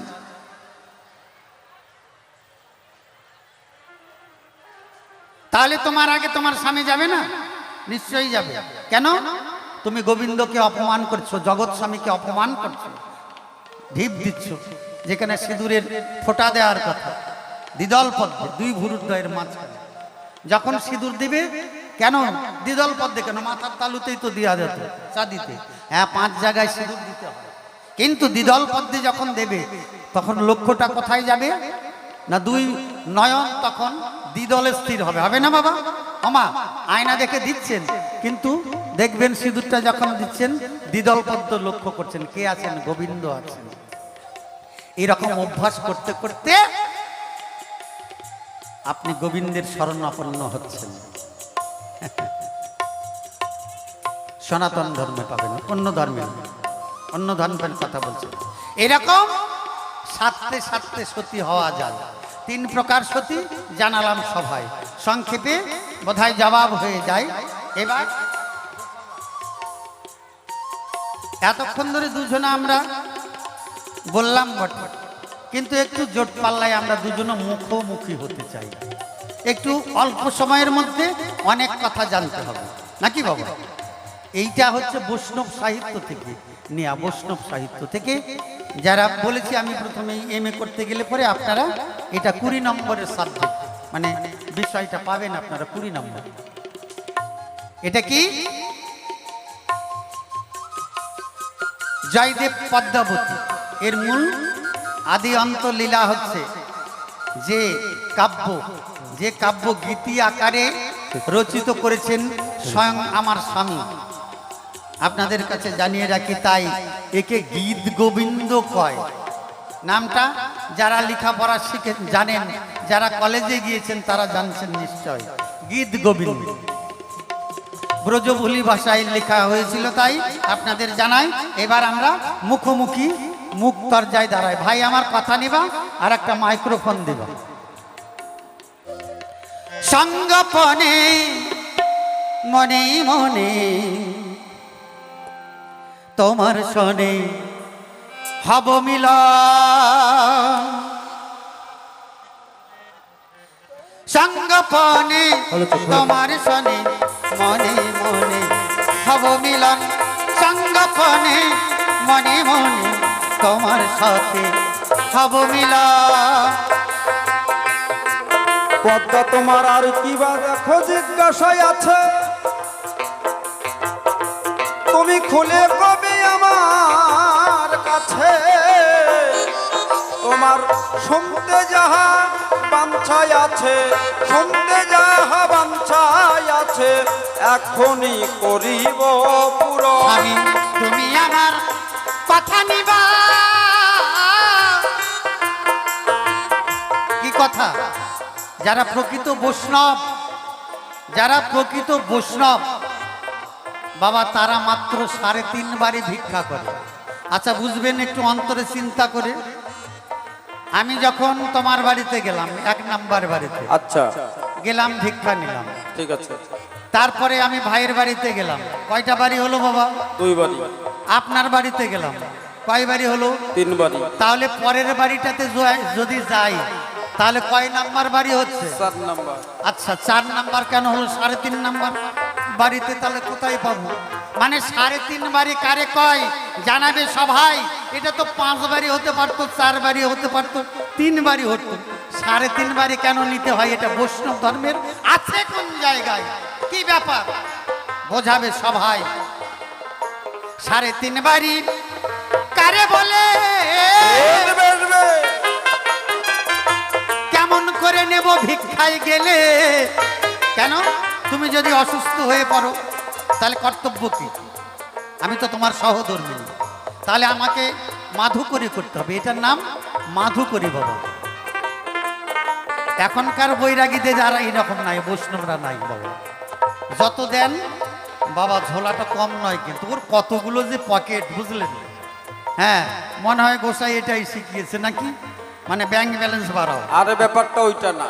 তাহলে আমি তোমার বাড়ি ভিক্ষে নিতে যাব, 3.5 বাড়ি ভিক্ষে করব। ওটা দেখাও, প্রমাণ কোথায়? 4 বাড়িতে গেলাম, 3.5 বাড়ি কি করে হয়? আচ্ছা হবে, বলছি। তোমার বাড়িতে আমি ভিক্ষা করিতে গেছি, একটা মানুষের সেবা দিতে কতটুকু প্রয়োজন সেটা তো আমাকে জানতে হবে বাবা। তোমার বাড়িতে আমি ভিক্ষা নিতে গেলাম, তুমি করছো কি? ওই জর্দার কৌটার ঝাঁপা আছে, তার মধ্যে বোধহয় 5 গ্রামও চাল ধরে না। তাই না? হ্যাঁ, 5 গ্রাম চালও ধরবে না, এতটুকু একটু ভিক্ষে দিয়ে পাঠিয়ে তাহলে দিলাম। আমাদের কর্তব্য কি? যারা গৃহী আমরা, আমরা কি কর্তব্য, কোন বৈষ্ণব যদি কারো দ্বারা ভিক্ষে নিতে যায়, অন্তপক্ষে একজনের পেট ভরতে কতটুকু চাল প্রয়োজন? মা এখন রাখো, আমরা বলে দেবো। হ্যাঁ এখন থৌ মা, এখন থৌ তো থৌ। এখন একটু রাখো। কতটুকু প্রয়োজন? তার মধ্যে কিছু সবজি এবং পূর্ণ 16 আনা দক্ষিণা দিয়ে বৈষ্ণবকে দান করতে হয়। বলো তো কয়জন দান করে এখন? তা অবশ্যই 3.5 বাড়ি কারে বলে?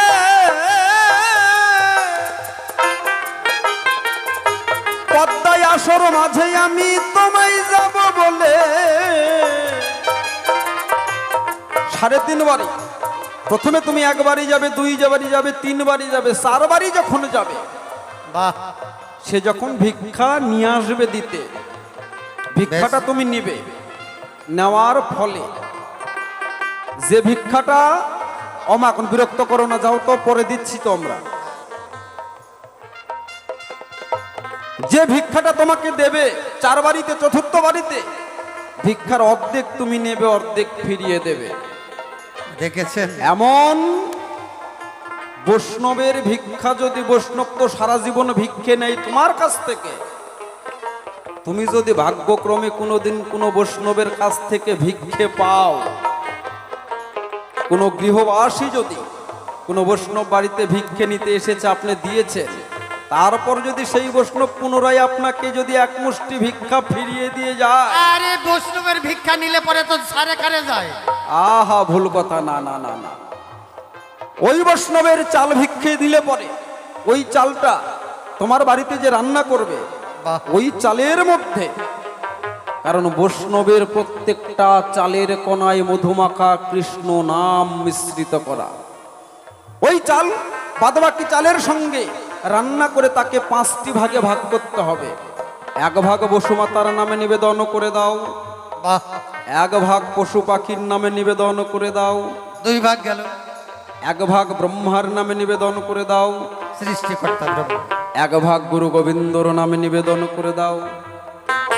বাদবাকি অবশিষ্ট 1 কণা অর্ধেক যতটুকুই থাক, তার কিঞ্চিত প্রসাদ যদি তুমি পাও, তোমার মতন মহাপুণ্যবান আর জগতে কেউ নাই। 2 লাখ 5 লাখ 10 লাখ টাকা খরচা করে যে বৈষ্ণব সেবার ফল পাবে না, ওই এক মুষ্টি বৈষ্ণবের ভিক্ষা যদি তুমি নিয়ে রন্ধন করে যদি সেবা দিতে পারো, তোমার কোটি কোটি জয় জয় জনমের রাধা গোবিন্দ বৈষ্ণব প্রেমানন্দে সেবা। হরিবল হরিবল।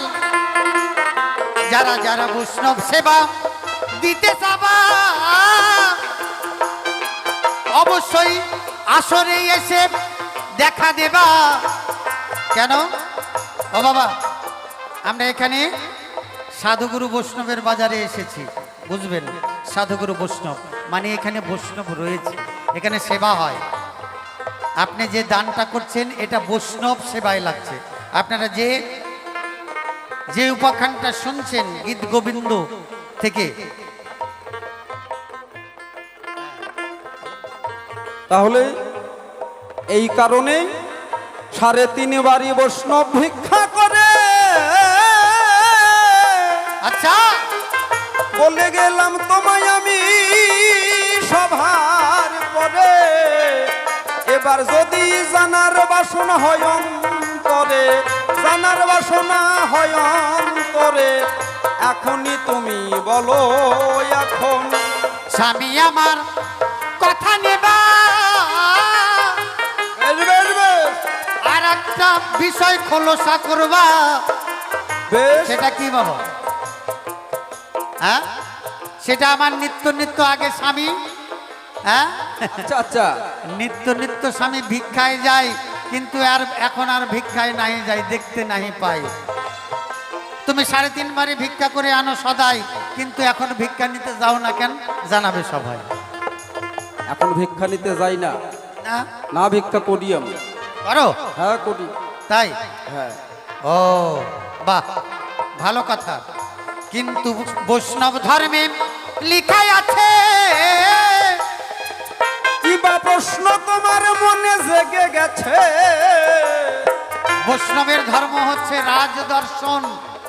রাজার সঙ্গে দর্শন মানে রাজবাড়িতে থাকা, রাজার খাওয়া, এই সব নিষিদ্ধ। আচ্ছা, তাহলে তুমি এখন রাজ দর্শন করলে কেন? রাজার বাড়িতে নিলে কেন স্থান? ও রাজার বাড়ি যাওয়া যাবে না, কেন যাওয়া যাবে? রাজদর্শন হবে না। নিয়ম তো নাই, একটা শোনো। বিধান তো আছে। তখন বাংলা রাজত্ব করত বল্লাল সেনের পুত্র নাম লক্ষণ সেন, সেই কৃষ্ণনগর নদিয়া নবদ্বীপ। লক্ষণ সেন যে একদিন শুনতে পেলেন লোক মুখে বীরভূমের অজয় নদের তীরে একজন পরম বৈষ্ণব এসেছে, জয়দেব। তার নাকি ঘরের চালের বাঁধন এসে তুলে দেয় স্বয়ং গোবিন্দ। এই কথা যখন শুনতে পেলে লক্ষণ সেন মনে মনে চিন্তা করলে, এমন পরম বৈষ্ণবকে যদি একবার আমার বাড়িতে এনে চরণধুলি নিতে পারি। এই কথা শুনে সঙ্গে সঙ্গে লক্ষণ সেন চলে গেল জয়দেবের কেদুলি গ্রামে, গিয়ে বলছে, জয়দেব, ও জয়দেব, গৃহে আছো? কে? আমি লক্ষণ সেন। বলল, কেন এসেছো? বলে, এক্ষুনি আমার রাজবাড়িতে তোমাকে যেতে হবে। বলল, গৃহীর শাস্ত্রে আছে মানা, রাজবাড়িতে যাওয়া যাবে না, রাজ দর্শন হবে না। ও জয়দেব, আমি রাজা, তুমি প্রজা, জানো রাজার বিরুদ্ধে বিদ্রোহ ঘোষণা করলে তাকে রাজদ্রোহী বলা হয়। তুমি যাবে কিনা বলো? বলল, প্রাণ থাকতেও না। লক্ষণ সেন মনে মনে চিন্তা করলো, এইভাবে কাজ হবে না। গলবস্ত্র হয়ে লুটিয়ে পড়ল জয়দেবের চরণ তলে। হে বৈষ্ণব, আমি যদি তোমার দাস অনুদাস হই, তোমার শিষ্যত্ব গ্রহণ করি, ছেলে রাজা হোক, মহারাজা হোক, বাবা কি যাবে না? আমার গোবিন্দ বিশ্ব ব্রহ্মাণ্ডের মালিক, তিনি প্রজা পালন করে না? অনেক অনুনয় বিনয় করবার শেষে বলল, তোমার বাড়িতে গেলে যে আমি ভিক্ষা করতে পারবো না? জয়দেব বলল যখন, লক্ষণ সেন বলল, না হবে, তুমি যেমন ভিক্ষে করো তেমনি ভিক্ষে করবে। 3 বারে ভিক্ষে করবে, 4র্থ বাড়িতে এসে আমার বাড়িতে ভিক্ষে নেবে। আমার বাড়িতে ভিক্ষে নিলে পরে তুমি রান্না করে যে গিরিধারী মূরতি আছে তাদেরকে যখন সেবা দিয়ে প্রসাদ পাবে, তার থেকে কিঞ্চিত প্রসাদ যদি একবার আমি পাই, আমি বৈষ্ণবের প্রসাদ পেয়ে আমার পাপী জীবনটুকু ধন্য করতে চাই। হে জয় জয় মহাপ্রসাদ প্রেমানন্দে, হরিবল হরিবল হরিবল। আরেকটা কথা, আমার ওখানে তুমি যাবে, আমার অর্ধেক সম্পত্তি আমি রাধা গোবিন্দের নামে রেজিস্ট্রি করে দেব, সেখানে একটা মন্দির নির্মাণ করে দেব, আর পাশেই সনবন দিয়ে তৈরি করে তোমার জন্য একটা থাকার ঘর করে দেব। ও এই হচ্ছে বিষয়। এই জন্যই গিয়েছিলাম। স্বামী তুমি আমার কথা একটু নিবা, বেশ বেশ। কেন গোপালিনীর চরণ গোবিন্দ যিনি ত্রিজগতের প্রতি তার মাথায় দেবা। ব্যাপারটা কি বুঝলেন? যিনি গীত গোবিন্দের রচয়িতা, মানে গীতি আকারে গোবিন্দকে যিনি গান শোনান, যেই গানগুলো লেখা আছে, এই বইটার নাম হচ্ছে গীত গোবিন্দ। লেখক আমার স্বামী নিজে।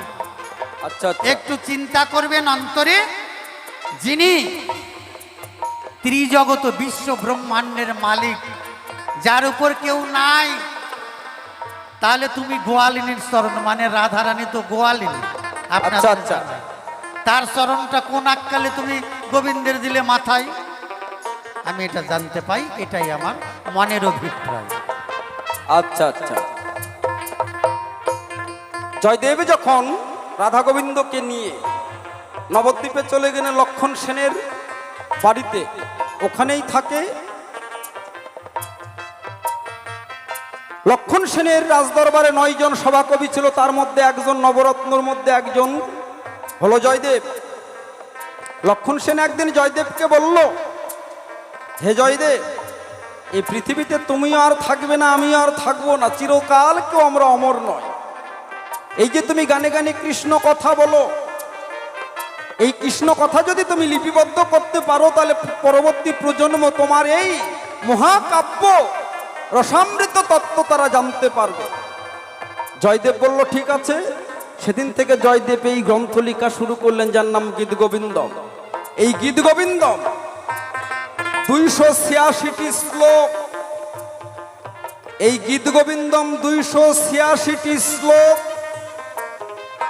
24টি গীতি, 12টি স্বর্গ দিয়ে এই গীত গোবিন্দম খানা তৈরি করা হলো। গীত গোবিন্দম লিখতে লিখতে কৃষ্ণের বাল্যলীলা, কৈশোর লীলা ইত্যাদি ইত্যাদি লিখতে লিখতে যখন মানভঞ্জন পালাই এসেছে, রাধারানী বিষম্মান করেছে, রাধার বিষম্মান হয়ে গেছে, শত চেষ্টা করেও কালাচাঁদ বিনোদিনীর মান ভাঙ্গাতে পারছে না। তখন গীত গোবিন্দম লিখতে লিখতে জয়দেবের ওই জায়গায় একটা শ্লোক বারবার মনে পড়ে যাচ্ছে। কি? 32 লাইনের একটা শ্লোক, তার মধ্যে 2টা লাইন আমি বলছি। সরগরল খণ্ডনম মম শিরসি মুন্ডনম রাধে দেহি পদ পল্লব মুদারম। হে বিনোদিনী রায়, তুমি আমার প্রেমের গুরু, বাঞ্ছা সিদ্ধ কল্পতরু। বিনোদিনী রায়, তোমার মনের সরলতা গরলতা খণ্ডন করে তোমার শ্রীপদ পল্লব যুগল আমার মস্তকে চাই। এই শ্লোকটা জয়দেবের বারবার মনে হচ্ছে, কিন্তু লিখতে পারছে না। কেন? না না না, মনের সংশয় জেগে গেছে। বিশ্ব ব্রহ্মাণ্ডের মালিক আমার গোবিন্দ, আর সামান্য রাধা গ্রামে গ্রামে দধি দুগ্ধ ছানা মাখন বিক্রি করে গোয়ালিনী স্ত্রী, গোয়ালিনী কি করে তার চরণ আমি গোবিন্দের মস্তক খুলে দিই? না না না, এটা লেখা যাবে না। অনাদিরাদি প্রাণ গোবিন্দ মনে মনে চিন্তা করলেন, জয়দেবের মনে সংশয় জন্মিয়েছে, জয়দেবের মনে সংশয় জন্মেছে। তখন জয়দেবের মনে সংশয় জন্মেছে, তখন কি করলেন? জয়দেব স্নান করতে যাবে, পদ্মাকে ডেকে ডেকে বলছে, পদ্মা, পদ্মা গো, আমাকে একটা তৈল বাটি আর একটু গামছা দাও দেখি, নদীর পারে বসে বসে আমার অন্য ছন্দ মনে পড়ে কিনা। এদিকে তেল গামছা নিয়ে, ঘাড়ে গামছা নিয়ে জয়দেব স্নানে বেরিয়ে গেছে। এমন সময় আমার অনাদির আদি প্রাণ গোবিন্দ মনে মনে চিন্তা করলেন, জয়দেবের মনে সংশয় জন্মেছে, এই সংশয় দূর করতে হবে। অনাদির আদি প্রাণ গোবিন্দ নিজে জয়দেবের রূপ ধারণ করে, জয়দেবের রূপ ধারণ করে উঠোনে এসে হাজির। পদ্মা, পদ্মা, পদ্মা, আমার খুব খিদে পেয়েছে, আমার খুব খিদে পেয়েছে, তুমি তাড়াতাড়ি করে আমাকে একটু খেতে দাও, তোমার রান্নার সুঘ্রাণ বেরিয়েছে, আর তাড়াতাড়ি করে একটু গ্রন্থটা বের করে দাও, আমার শ্লোকটা মনে পড়ে গেছে, আমি শ্লোকটা লিখতে চাই। বলছে, স্বামী তুমি এমন কর্ম তো কোনোদিন করো না, তুমি আজকে স্নান কোনো নাই, এখনো রাধা মাধবের ভোগ দেওয়া হয় নাই, তুমি রাধা মাধবের ভোগ না দিয়ে তুমি আগেই নিজে সেবা করতে চাও? না না স্বামী, এইটা হতে পারে না। বলছে পদ্মা, না না, আর দেরি করা যাবে না, দেরি করলে যদি আমার শ্লোকটি যদি ভুল হয়ে যায়, আমি তাড়াতাড়ি করে শ্লোকখানা লিখতে চাই, তুমি তাড়াতাড়ি করে গ্রন্থটা বের করে দাও, একটু ধূপ প্রদীপ জ্বালিয়ে দাও। জয়দেব রূপী গোবিন্দ। পদ্মা বলছে, স্বামী তুমি স্নান নাইবা করলে, আমি তোমার স্ত্রী হয়ে তোমার চরণ দুখানা তো ধুয়ে দিতে পারি। পদ্মা জয়দেবের চরণখানা ভালো করে ধুয়ে দিচ্ছে, কিন্তু পদ্মা জানে না আজকে কার চরণ ধৌত করছে। তার গৃহে যে আজকে জয়দেব রূপী গোবিন্দ এসেছে গো, পদ্মা জানে না, অজান্তে কার চরণ তিনি ধৌত করে দিচ্ছে। চরণ ধৌত করে দেওয়ার পর তাড়াতাড়ি ধূপ প্রদীপ জ্বালিয়ে গ্রন্থটা এনে দিয়েছে। ওই গ্রন্থটাই শ্লোকটাই লিখলেন, সরগরল খণ্ডনম মম শিরসি মণ্ডনম রাধে দেহি পদ পল্লব মুদারম। গ্রন্থটা লেখা হয়ে গেল। বলছে পদ্মা, এবার আমাকে খেতে দাও। পদ্মা সুন্দর করে পারস করে জয়দেব রূপী গোবিন্দকে নিজে হস্তে সেবা দিচ্ছে। সেবা করবার পরে বলছে, পদ্মা তুমি আর দেরি করো না, তাড়াতাড়ি ওই পাতে তুমি বসে পড়ো, আমি একটু ঘরে গিয়ে বিশ্রাম করি। জয়দেব রূপী গোবিন্দ যখন ঘরের মধ্যে গিয়ে শুয়ে বিশ্রাম করছে, আর পদ্মার দিকে সবে মাত্র ওই পাতে বসে কেবল এক কোনা প্রসাদ তুলে মুখে দেবে, এমন সময় দেখে নদী থেকে স্নান করে ভিজে গামছা পরে তেলের বাটি হাতে নিয়ে উঠোনে এসে জয়দেব দাঁড়িয়েছে। দূর থেকে দেখে পদ্মা কেবল সেবায় বসেছে, মুখে তুলেছে। কি পদ্মা, এ তোমার কি আচরণ দেখছি? এখনো গ্রন্থ পূজা হলো না, এখনো গিরিধারী রাধা মাধবের ভোগ দেওয়া হলো না, এখন তুমি নিজেই রন্ধন করে নিজেই খেতে বসেছো, তুমি নাকি সতী? বলো বলো, সতী নারীর এ কোন কর্ম? পতির আগে খাই কোন সতী? পদ্মা অবাক হয়ে অপলক দৃষ্টিতে তাকিয়ে আছে। কে তুমি? আমি জয়দেব, আমি তোমার স্বামী, চিনতে পারছো না? তুমি আমার স্বামী। আজকে কি আমার বাড়িতে জয়দেবের হাট লাগলো নাকি? এক জয়দেব খেয়ে দিয়ে ঘরের মধ্যে ঘুমাচ্ছে, আর এক জয়দেব উঠোনে দাঁড়িয়ে আছে। এই কে তুমি? সত্যি করে বলো। আমি সতী নারী, অভিশাপ দিলে তুমি ভস্ম হয়ে যাবে। জয়দেব বলছে, পদ্মা তুমি সতী হয়ে নিজের পতিকে চিনতে পারছো না? সত্যি করে চেয়ে দেখো, আমি তোমার স্বামী জয়দেব। এই যে দেখো, তেলের বাটি নিয়ে গঙ্গা স্নানে গিয়েছিলাম, এই আমার ভেজা বসন স্নান করে এসেছি। পদ্মা অবাক হয়ে গেল, সর্বনাশ, তাহলে কিছুক্ষণ আগে যাকে সেবা দিলাম, চরণ ধৌত করলাম, যে গ্রন্থখানা লিখলো, তাহলে সে কে? কে সে? সেবা টেবা করে ঘরের মধ্যে গিয়ে বিশ্রাম করছে, সে কোন জয়দেব? পদ্মা বলছো কি? কে গ্রন্থ লিখেছে? দেখি গ্রন্থটা, দেখি।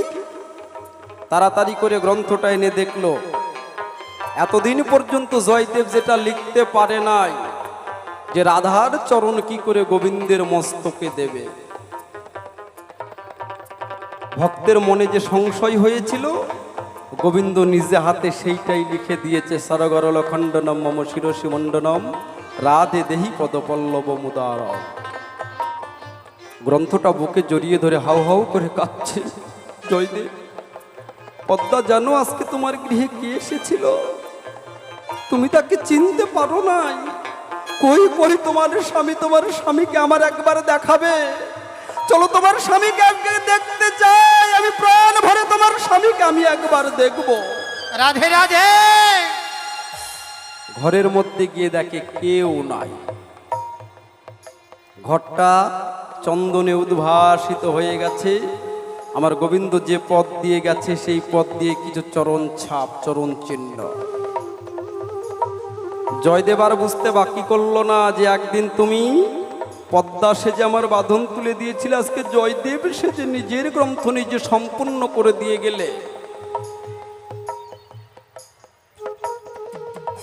ওই চরণ চিহ্নের উপরে জয়দেব পদ্মাবতী হাউ হাউ করে কাচ্চার গড়াগড়ি যাচ্ছে। আজকে সেই গোলকী বিহারী মধুসূদন এসেছিল, এই চরম চক্ষুতে তাকে আমরা চিনতে পারি নাই। পদ্মা, এই পাতে তোমার গোবিন্দ সেবা নিয়েছে, সেই পাতে তুমি নিয়েছো।